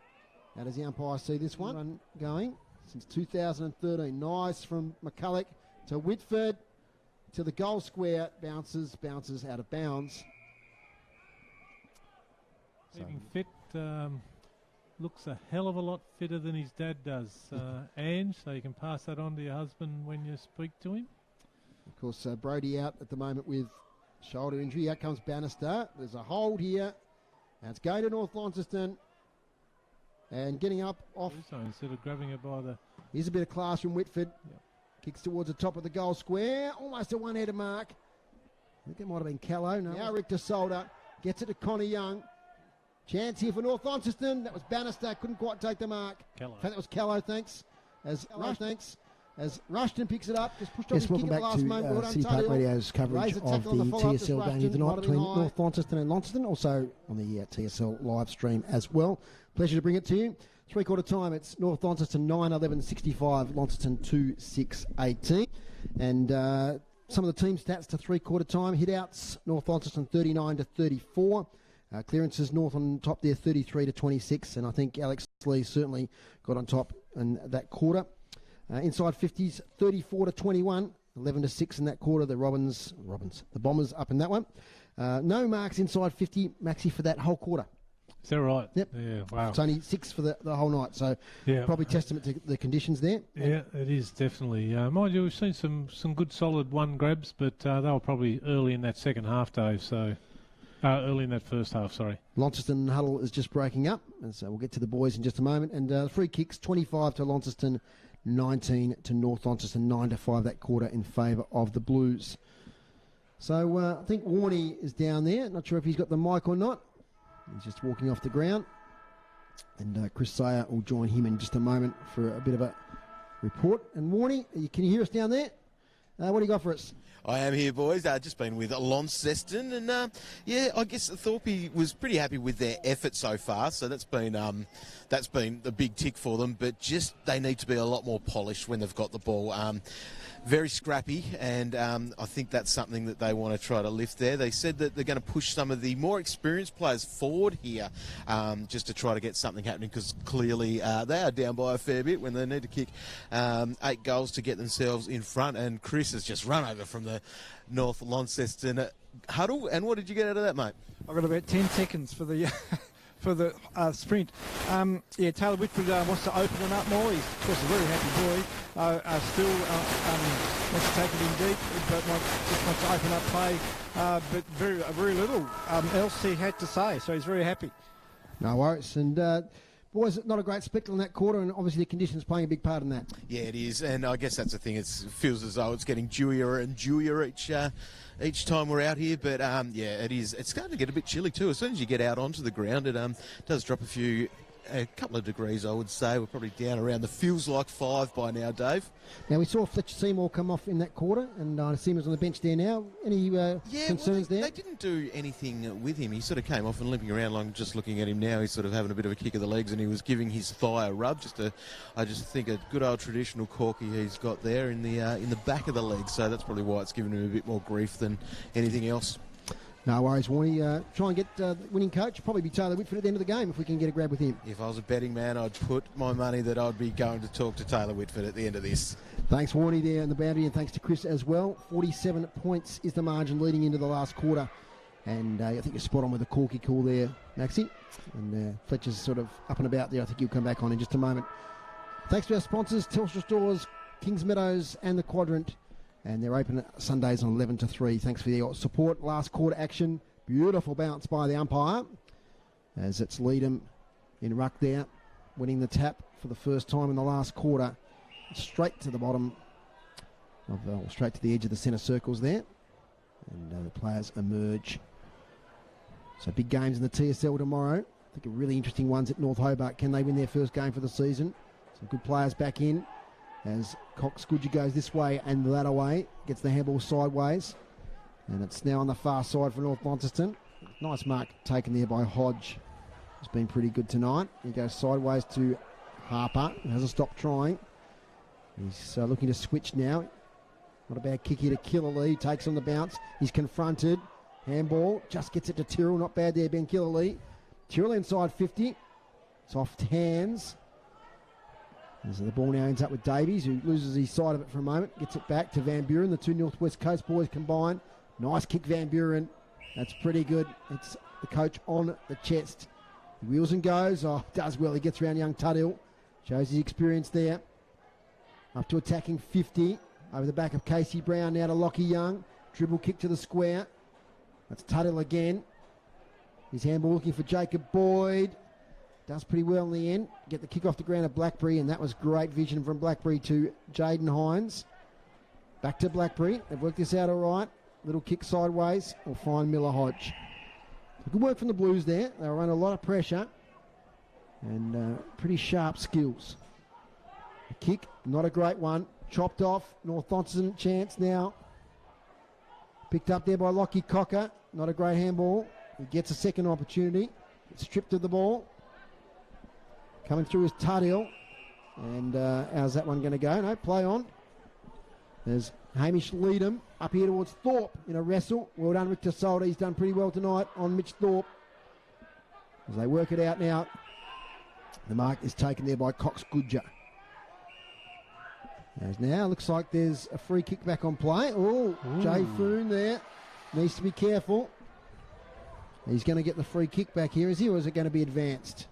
It should it's going to be advanced. Yep, so where's the ball? Trying to find it. I don't think he'd like to see that replay of what he did there, I don't think, would he? Cox Goodger from 60 makes them pay the ultimate price, the Blues, and puts through his fourth. And, gee, that kick, that elite left foot from about 60 metres. He comes off the ground. He's done his work, but he just takes toll of any opportunity, doesn't he, Maxie? Yeah, you only get 4 or 5 good chances in a game to kick a goal as a high forward or a mid, and he makes the most of every single opportunity he gets. He's certainly a class act. And that's the... I don't think there's any chance of the Blues at three-quarter time, but they're way out now beyond 50 points. 10-11, 71, 2-6, 18. 4 goals now to Cox Goodger. Umpire decides to throw the ball up this time. Here's Jay Blackberry. Just goes the quick kick to half forward. Well done, Davies. Handballs now to Ponting. Ponting wheels around. Kicks it beautifully to Lockie Young. And handballs now to Fletcher Bennett. Running off half back. Here they go with the spread, North Launceston. Oh, and a bit of holding there. It'll go to Bart McCulloch, or it'll go to Alec Wright. Alec Wright wants it. Umpire says it's Bart's. So Bart McCulloch, just a bit through injury this year. He goes short, not a great kick, although the mark's not taken. Falls to the back to Seymour. Breaks the tackle. Handball over top to Ryan Tyrrell. Back to Tuthill. Links up with Wright. Kicks along the line. Good effort to mark there from Simpson to Bennett. 2 young guns there for North Launceston. Spills out of bounds. 10-11, 71 plays 2-6, 18. I think we said one of the early games that we did this year, Dave, about the big challenge for Launceston will be their consistency throughout the year with the younger guys that they've injected into the team from their successful development league team last year, and it's coming to the fore now as the season wears on a little bit, isn't it? You know, that consistency level for them.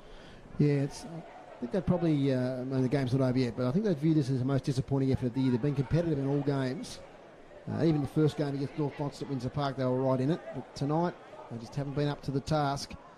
Boyd drops the mark. Lockie Young tries to escape. Tuthill, he's never stopped working tonight, the young fella. It'll breakout season. It'll be a ball up, just inside attacking 50. So we've got Zane Littlejohn tuning in. So good evening, Zane, from up there in sunny Brisbane. It's a good old June night here in northern Tassie. It was 10 degrees at the start of the game. It's probably dropped a bit since then. Now it comes to Bannister, breaking through with strength. Dakota Bannister misses. One behind. I bet you're missing these nice warm nights at UTAS Stadium, Zane. I think he'd love to be here. He would. He would. He's done a lot of development with these young Bombers. Big influence, as Jay Lockhart said.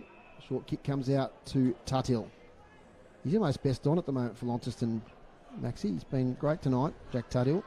Yep, he certainly hasn't give up trying all night, and his disposal's been fairly impressive compared to some of his more senior players. Oh, Tyrrell's caught from behind. Big troubles. Gone. Free kick. And Taylor Whitford is heading backwards. He's going to take the kick. And he's laid a beautiful tackle. Tyrrell just lost his sense of awareness there. Thought he had a bit more time. Maybe the voice wasn't there from teammates.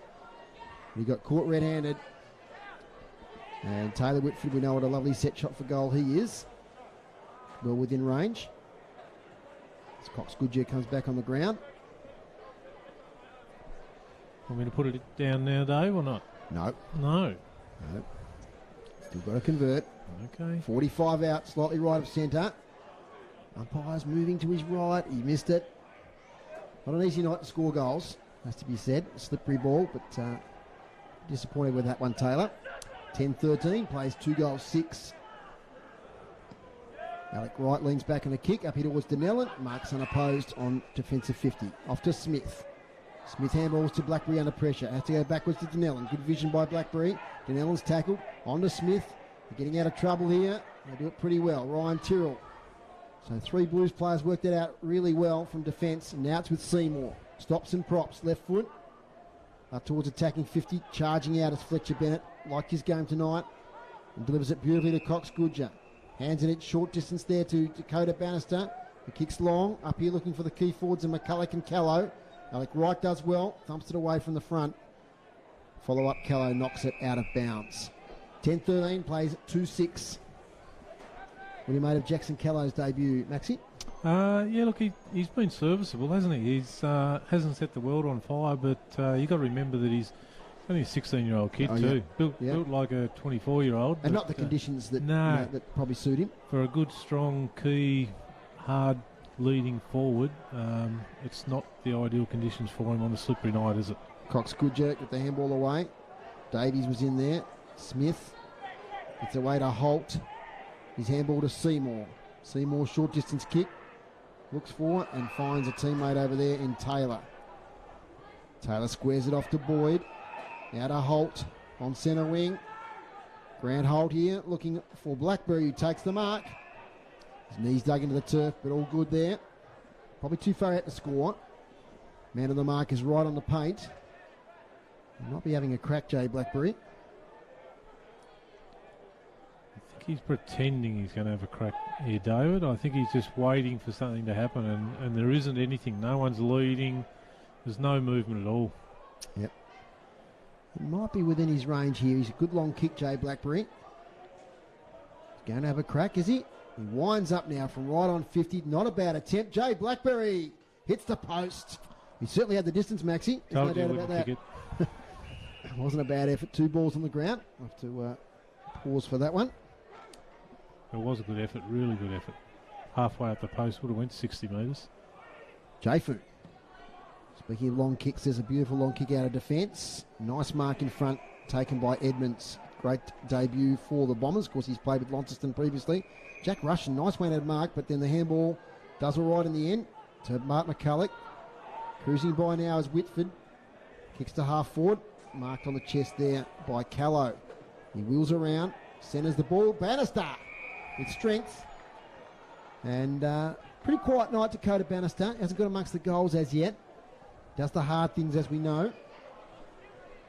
He's been in and out of North Launceston for the last few years. Spent some time, I think, down at the East Coast at one stage. He did. That's East Coast Swans. Got a flag? No, because he was back here last year, wasn't he? So just played the first season when they were accepted into the NTFA Div 1, as it was then. Dakota Bannister from 45. Umpire works a bit and says it's a behind 10-14-74 to 2-7-19. Just the one goal so far in this last quarter. Blues haven't kicked a goal since the second quarter. No, I'd love to finish off with a bit of a flurry here. Ben Killerley showing that dash that he's got. He kicks it nicely, finds Taylor. Brendan Taylor, former North boy, early on in his career. Spent some time at St Pat's as well. Long sweeping kick is a good one over there. That might be young Connor Retoff.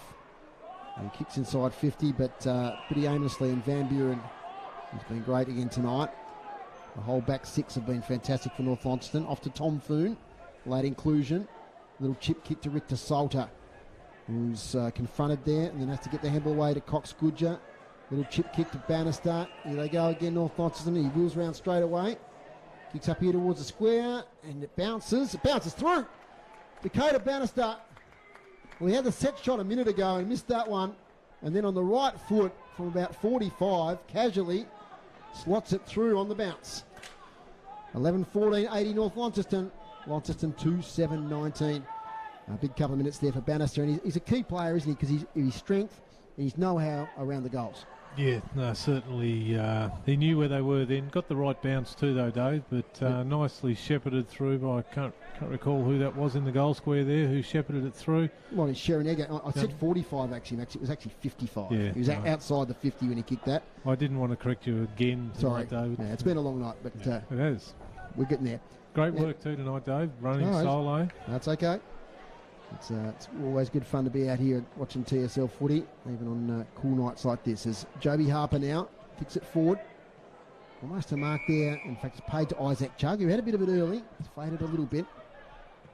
His little chip kick holds up to Gareth Holt. Strong hands. That was a tough mark for Holt. Looked harder than what it was. It might have appeared. As he kicks inside 50 looking for Blackberry. Can't take the mark. Well done, Tom Foon. We'll kick up here now towards Edmonds. Edmonds. To Callow. Looking for Callows up against a couple. Clears them all and goes to Lockie Young. He knocks it on towards Callow. What can he do here? Well done, Casey Brown.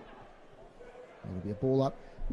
Too many young players develop, Maxi, you know, Jackson Callow and some of these other Devils players playing against older blokes, like 25-year-olds, bigger bodies. What does that give them in their experience and their development?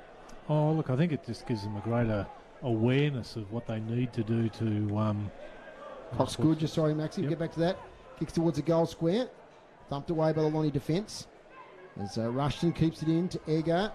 Back to Ponting. Top of goal square now. Bouncing away now to Killerley. Shrugs a tackle there from Cocker to right. And tries to find Taylor. A lot of blue players in support. One of them is Tuthill. Hands to Gillow. It's now on centre wing to Blackberry. Sweeping handball back to Killerley. On the boundary. Fashions a kick towards the boundary line. Jay Foon's there though in the way. Here's a nice pick up by Chugg. Handball towards Smith. Oh, it didn't quite get the hand on that ball. As Van Buren to Tom Foon. Slippery pill. Lockie Young to Ponting. Ponting beautifully weighted kick. In the front there was Rushton. Too much height there that time from right. To Harper by hand to Miller Hodge. He's at the defensive side of the centre square. Long kick up here towards Thorpe. He's in a wrestle with Richter Solder. Richter Solder's at the better of that contest tonight. Out here now to Chaplin. Kicks along the ground. Left to bounce. And it doesn't for Launceston. As it's cleared away by Simpson. And taken at half back by Fletcher Bennett. Nice handball to Connor Young. Clean possession here from the Bombers. Kick up the line. Sliding in was Rushton. Gets it to Edmonds, who's tackled. Gets a kick away just in time. Bounces towards the boundary line, and it's over. Just continue that point there, Maxie, about playing against the older players. Yeah, look, I think it aids their development, or I believe it aids their development. It just makes them aware of what the expectation is to play at a higher level, like playing in the NAB League, as it's now known, not the TAC Cup. We're playing against teams that are selecting guys, you know, from 700 or 800 kids, and you're coming up against the best of the best. Whereas here in Tassie, our numbers are increasing of kids who want to be in these programs, but we still don't have the depth to the degree of the other states and the other clubs and all that type of thing that play in that competition. So certainly playing against bigger bodies, it's got to be a positive for them without doubt. Maxie Walker for City Park Radio. As Alex Lee gets a kick out of the contest there. Floats out of bounds on the 4. 11-14-80 to 2-7-19. Groups haven't looked at inside 50s for a while. What do you got for us there? 8 to North Launceston, 5 to Launceston this quarter. Clearances? North Launceston getting on top with 6 to 2. Okay. Has the ball just gone into the stands there? Hasn't been the close contest I thought it might have been tonight. And there was a few withdrawals too from North Launceston. They've got Tepper, Wadley and Curran out of the team. I tell you what, some of those players that have stepped up, Lockie Young and Tom Food in particular, have been pretty good tonight, Maxie. Yeah, I've been impressed with Lockie Young. He's done well. He's played a lot of senior footy too. He's a premiership player with them, so that's the good years ago. Good depth that they've got to bring those sort of players in. And they haven't got any major injury concerns at the moment with the Bombers. I'm sure they'll figure in September action. Launceston will be disappointed. They'll maintain their 4th place on the ladder. They probably won't be knocked out of that. So they will get, at the very least, a home final in the first week. Out to Seymour. He's wrestled to the ground with their ball up. Games tomorrow, North Hobart versus the Tigers, and also the Eastern Shore Derby between Clarence and Lauderdale. A couple of really good games there, David. Yeah, I think North Hobart might just about win tomorrow. It'll be a good game against the Tigers. Both of them got some Devils players back. There's a free kick to Launceston, goes to Harper. Underground kick here, looking for Thorpe, who's going to wrestle with Rick DeSolda. Connor Young does well. Near the boundary line at Seymour, who's wrestled over. Boundary throw-in. Colin Garland back tomorrow for North Hobart. Yes, he kicked a big bag full out here one day, didn't he? Yep, not so long ago. Not that long ago. So one of the best performances from a key forward I've seen in the TSL in recent years. It was electrifying. Now it comes to North Launceston. And kick is marked nicely over there. I think that might be Lockie Young, who we were talking about before. Little handle over the top to Ponting. It'll be in a little bit of pressure on the kick. Does well to Cox. Good job. Who will mark at 50 metres.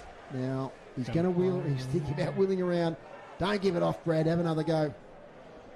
You've kicked 4 already tonight. And this is your range. I think that was one of those teasers where will I or won't I? I'm never going to, but I'll have a shot. There he goes. For a bag, right on 50, goes around slightly. He is not infallible, that's for sure. He's kicked that one out of bounds on the full. He was a grand final a couple of years ago, Maxi, where he kicked, I think, 8 goals, 5 or something ridiculous, so he can miss the odd one. Yep, he knows where to find the goals though, doesn't he? Going to come straight back in here from North Launceston. Simpson. Little kick, finds Whitford. He plays on. 45 out. Taylor Whitford for goal. Makes no mistake. The coach has kicked North Launceston's 12th goal. As easy as you like. Not a lot of pressure on the shot. A lot of tired players there for the Lonnie Blues now. And Taylor Whitford kicks his first goal for this evening in the last quarter. 12-14, 86, plays 2-7-19. Margin now out to 67 points. It's been pretty good night tonight, Taylor. It's just like Taylor, Whitford and Ponting, and they just rack up possessions and you just expect it of them. But when you look at the stats at the end of the day, they've racked up a fair few possessions. Yeah, you expect to be calling their name all the time for them to be having a well, here we go. What do we got here? Bit of a mix-up. Yep, we have too many players in the square. They've sorted it out. Time on is blown. Oh, I think we've got... they're getting a warning here because, thanks, Groobs, you noticed the 6-6-6 wasn't happening. So we didn't have 6 players in Launceston's attacking zone. We do now. I'll be looking forward to getting Polfman and Bristow back in the next few weeks, the Blues, just to sharpen up that midfield a bit. Nice play there from Tuthill. Shrugs a tackle, kicks towards full forward. Chance here for the Blues. That was Reet off there, was it, Maxie? Was that Jaden Hines? Jaden Hines, that one. Yep. It's out of bounds, right beside the right behind post. 10 inside 50 to 6 in this quarter, but a lot of Launceston's inside 50 entries have been quite shallow. Yeah, they have. Top of the 50 and just haven't been able to get it down deep to give them a scoring opportunity. Boundary thrown. What are we at? The 20-minute mark, so probably 5 or 6 minutes left. Haven't been long quarters tonight. Mitch Thorpe thumps it out. Player tackled there was Hines, or you've got to push in the back. Jaden Hines get himself up off the turf and have a shot from only about 15 out. Slide angle. Well done to the young fella. Put his body in first and got the contact just watching on the replay. He doesn't take possession of the ball, and I think Fletcher Bennett has gone straight into his back there and flattened him. Which you don't see a lot of that paid sometimes, Dave. No. People just jumping on their back. It's not paid as often as what I'd like to see it paid. Pretty obvious one on that occasion. So Jaden Hines, chance for the Blues' 3rd goal. He's converted nicely. Good work from young Jaden Hines in his second game of TSL footy. And that's the third goal for Launceston. 3-7-25, 12-14-86. And I tell you what, there was an effort there from Jack Tuthill running through the centre of the ground. He is going to be some sort of footballer. Yeah, he reads the play well too. He positions himself in the right spot, prepared to take the game on, knows when to kick it long and knows when to pull back on the ball as well when he sees that there's nothing up forward to kick it to. So very good football brain and a name synonymous with the Launceston Footy Club too, Tuthill. A bit of that old-fashioned straight-ahead type player that, you know, just takes the ball and runs. Yeah, he does. Yep, he doesn't take a backward step, that's for sure. 21 and a half minutes gone. You listen to City Park Radio 103.7 and 96.5 here at UTAS Stadium. And out of the centre, Dakota Bannister thumps it 50 metres inside 50. Mark taken for North Launceston, right in front of goal. And that's Jay Foon. I thought it was, and I didn't call it because I thought, what would Jay Foon be doing up there? But he's drifted forward. He's already kicked one tonight. So he might be working into a bit of a swing man here for North Launceston, Jay Foon. He's always down back usually. Chance for his second goal. Not sure how long since he kicked two in a game. Here he is, slightly right of centre. Umpire does not move. Jay Foon, you have two. And North Launceston have 13. 13-14-92, plays 3-7-25. And I tell you what, there's some versatility there. If you're playing Jay Foon up forward, that's pretty good. Absolutely, and I guess situations like this are the opportunity for the club and their coach Taylor Whitford to try these little tricks to have up their sleeve later. It was explosive effort in the middle, wasn't it, from Dakota Bannister? Yeah. It's, as I said again, the call, he thumped it 50 metres and taking advantage of the 6-6-6. The one-on-ones inside 50. And the one-on-one that he found was Jay Foon. 9 minutes of this game. Been scrambly and a bit congested at times in the slippery conditions. But North Launceston have been pretty good. Jake Smith out of the middle. Inside 50. A nice mark. Taken in front. Brendan Taylor. And he'll line up from about 40 out, slightly left of centre. Good mark in these conditions. So we've been 2 centre clearances and 2 marks. Yep, and good centre clearances both ways, one each. Get the AFL after this kick, Maxie, as Brendan Taylor approaches the man on the mark. Not a bad kick. And he kicks Launceston's 4th goal. Their second of the last quarter. And now what have we got here? The umpire's just coming up to the goal umpire. I think everything's okay, yes. The all clear is called. All clear. Write that one down for Launceston. That's 4-7-31 to 13-14-92, and a fine mark there from Brendan Taylor. It was. Just a quick score while I've got the phone in my hand here, David, from Marvel Stadium. We've got the Bombers still hanging on to a lead, 8-7-55 to the Hawks 5-4-40. So that's 6-4-40. Sorry, 6-4-40. Yes, very small print, Dave. Just beginning of the third quarter there. Still anybody's game there. It is. 61 points, and Blues kicking a couple of goals in this last quarter. Game's opened out a bit. See if we can get another centre clearance goal. This time it's Jake Smith kicking off the ground. And it was Casey Brown. He does well. Gets around Cox Goodger. Out and out of Harper. Another inside 50 entrance just falls outside. Van Buren happy to see it over the boundary line. So they haven't given it up in this last quarter, Maxie. They've had to go the Blues. They've been rewarded with a couple of goals, but it's all too late in the contest. Well, they've doubled their goal count, Dave, in one quarter, haven't they? Thorpe, and falls to Harper, who just thumps it on the boot, off the side. It will bounce. Touched, in fact, so it'll be a boundary throw-in. A bit closer now to Launceston's goal, about 30 metres round.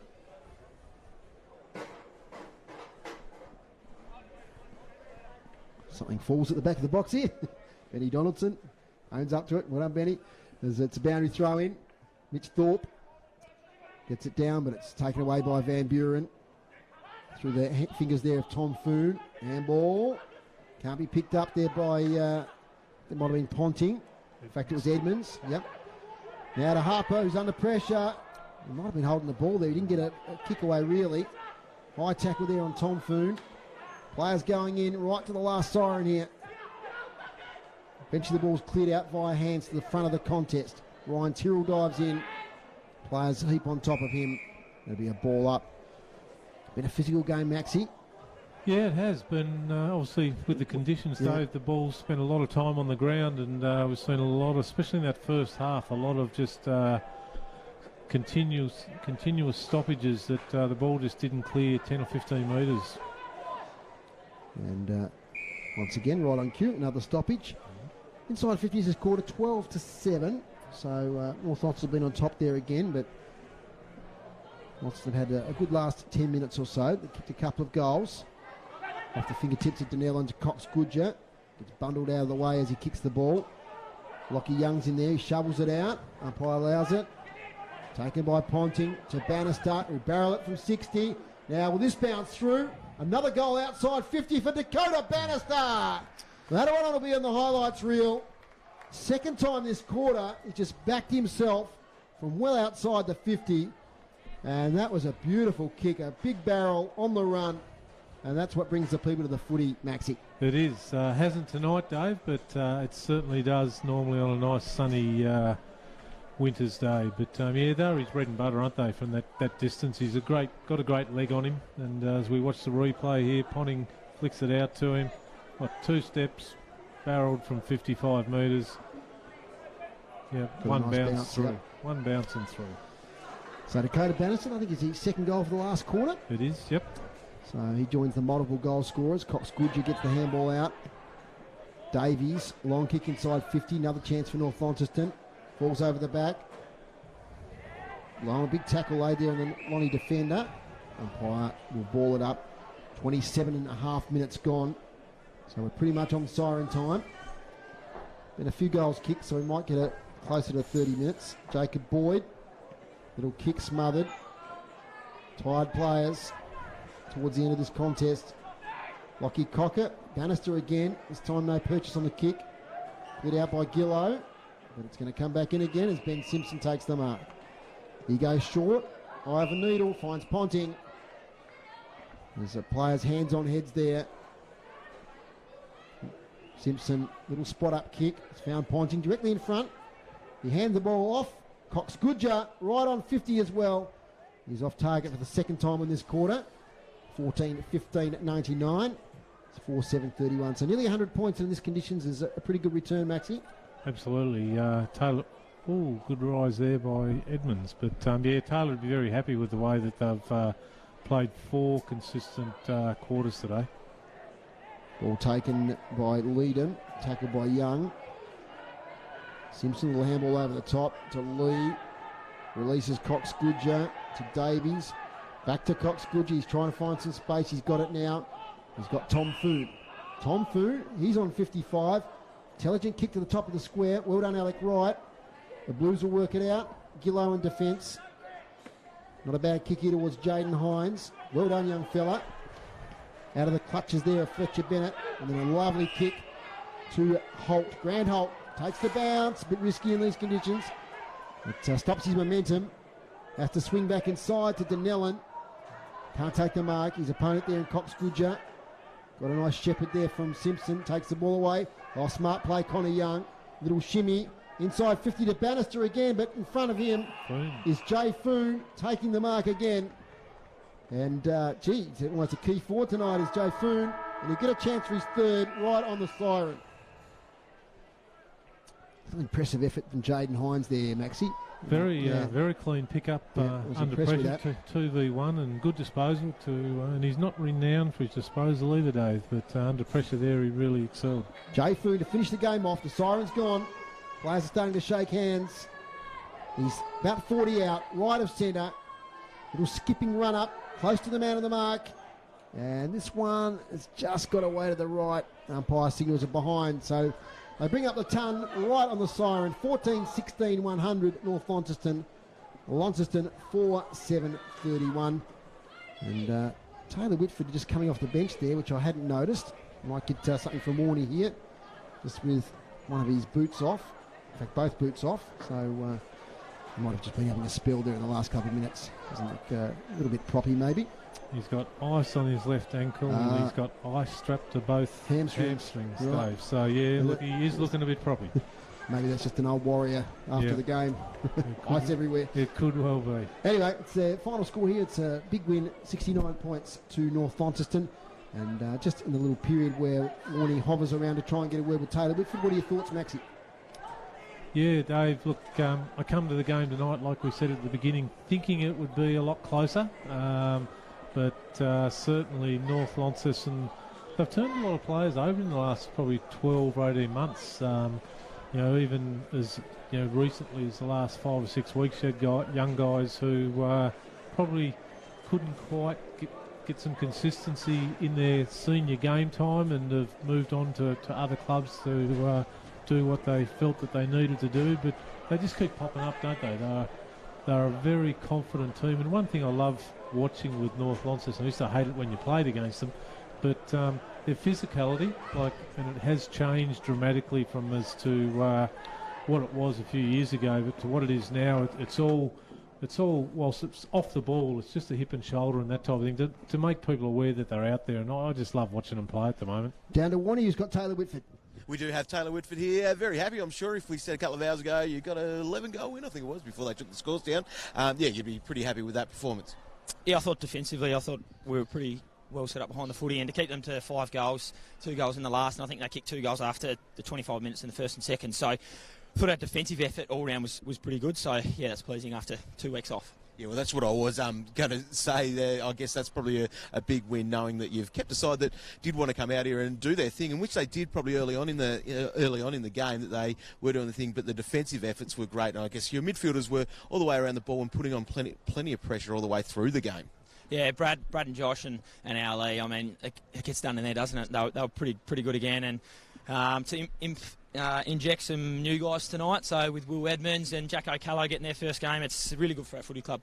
Yeah, well, that's right. So you had 3 changes actually from the selected side, and a couple of weeks off playing. I guess that's the thing about the team sort of being able to gel together like that. It's what's the last couple of weeks been like, and being able to inject some players into the side. They just pick up where they need to. Yeah, exactly. It's about knowing your role, just playing your role. We keep it pretty simple. I mean, it's. And that's what footy is at the end of the day. It's a simple game. You get the ball forward and you kick a goal, you win the game. So we tend to do that. Just keep it simple, and just got to know your role first and foremost. And I think the guys that have come into our footy club this year have started to do that. They've started to pick up what their role is and started to play it really well.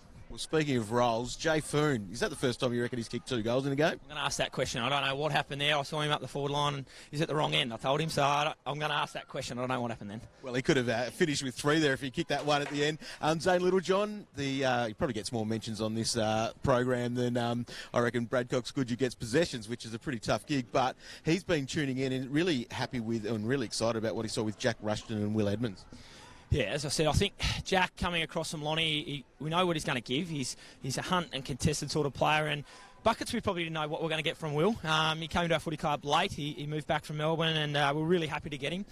Probably the best thing about him is we don't actually know what suits him best. He played in the ruck there late. He played up half forward. We know he can play deep forward. He can play on a wing, so he gives us some versatility. And obviously Jack O'Callaghan coming in tonight gives us a real focal point with Bart, which worked well. And that's the thing. The thing that we see about North Launceston is the versatility, as we do with your legs at the moment. A couple of hamstrings being ice, stuff in the ankle. Is that just all about being one of the older men out here? Yeah, 27's old now, so I'll take that. Yeah. Good work. Well, congratulations on the win here, and all set up for the back half of the season. Cheers, thanks guys. Appreciate it. Thanks, Warney, and thanks, Chris Sayer, down on the boundary there. And great job and a great interview there with Taylor. He's going to hobble in now and sing the song with the rest of the boys. And we really thank Taylor for his time after the game. It's fantastic. Need to wrap up soon, Maxie. I might just go through this while you're finalising your 3-2-1. I'll just go through some of the stats. Thanks to Dave Gruber tonight. The hit-outs over the night, 52 to North Launceston, 42 to Launceston. So Alex Lee and a great battle there with Hamish Leedham. Clearances, 44 to 34, the Bombers' way. Inside 50s, 51 to 28. It was 17 to 7 in that last quarter. So North Launceston dominating that stat. Marks inside 50, we didn't have any in the third quarter, and we had 9 in the last quarter, so that's pretty amazing. 10 to 5 North Launceston's way over the night, and free kicks 30 to Launceston, 22 to North Launceston. For his better players and his 3-2-1 before we wrap up, here's Maxie Walker. Yep, thanks Dave. Just go through the goal kickers really quickly. We haven't done the goal kickers. No, we haven't done those yet. Too. That's all right. We'll do Launceston's first because that won't take us a great deal of time. All single goal kickers: Jay Blackberry, Jacob Boyd, Brendan Taylor and Jaden Hines. And for North Launceston, the multiple goal kickers was Bradley Cox-Goodger with 4, Dakota Bannister kicked 2 in the last quarter, Sharon Edgar kicked 2, Jay Foon, as Taylor mentioned, first time that he can recall him kicking 2 goals in a game as well. And the singles went to Ben Simpson, Bart McCulloch and Will Edmonds, who had a really serviceable game for his first one up in the seniors for North Launceston as well. Better players for Launceston. I thought Joby Harper tried hard all night, worked his way into the game really well in the second half especially. Thought young Holt played okay. Didn't stop trying all night. Thought he was one of their better players. Jake Smith got a lot of the ball. Alex Wright early. Young Tuthill, as we called it throughout the call, played really well. Fletcher Seymour started off really well. Got a bad corky halfway through that third quarter, so tapered off a little bit there. For North, Jay Foon, a lot of them were just the normal names that you expect to call for Launceston. Jay Foon, Bart McCulloch started really well without getting hitting the scoreboard too much. Ponting was very serviceable again. Cox-Goodger, Will Edmonds, Rick DeSolder down back. And Fletcher Bennett, I thought, certainly in the second half as well. His disposal, he doesn't waste an opportunity. He doesn't get a lot, but the ones he does get, he makes sure of it. And the 3-2-1 today, Arian Rick DeSolder, I'll give him 1 vote for his work down back. 2 votes, finding it pretty hard. I could have given it to about half a dozen guys. So I hope you're listening, Macca. We'll see how they compare with other votes during the course of the week. But I'm going to give 2 to, let's go Will Edmonds, because I thought he was really good for his first game up. And 3 votes to the leading goal kicker on the ground, Bradley Cox-Goodger, for another fantastic effort as a leader of the footy club. Thanks to Michael Maxie Walker there for his 3-2-1. 3 to Cox-Goodger, 2 to Will Edmonds, 1 to Arian Richter-Solder in our City Park Radio Player of the Year award. Just to repeat the score in the curtain raiser today, the Mercury Cup, it was North Launceston 11-12-78, Launceston 5-10-40. Just about to finish up here. Just a few thank yous. Thank you to you, Maxie. No problems, Dave. Thoroughly enjoyed being back with the team. It's been a good night and a great game of footy. Thanks to Chris Sayer and Adam Child here. They're in the back of the box for their efforts on the boundary. Thanks to you, Groobs. Good work on the stats again. You're missing your Hawks, but we'll get them on in a minute. Don't you worry. Thanks to Chris Ball back in the City Park Radio studio. Thanks to Ash Wilkes, who's been running the stream tonight down in Hobart. Thanks to you guys. And thanks to Ben Donaldson, our camera person here, who's been doing the filming tonight. Great job as per usual. So that's it for our City Park Radio and our live stream. Just repeating the final score. It was 14-16-100 to Launceston, to North Launceston, 14-16-100 to Launceston 4-7-31. Bye for now. This sports broadcast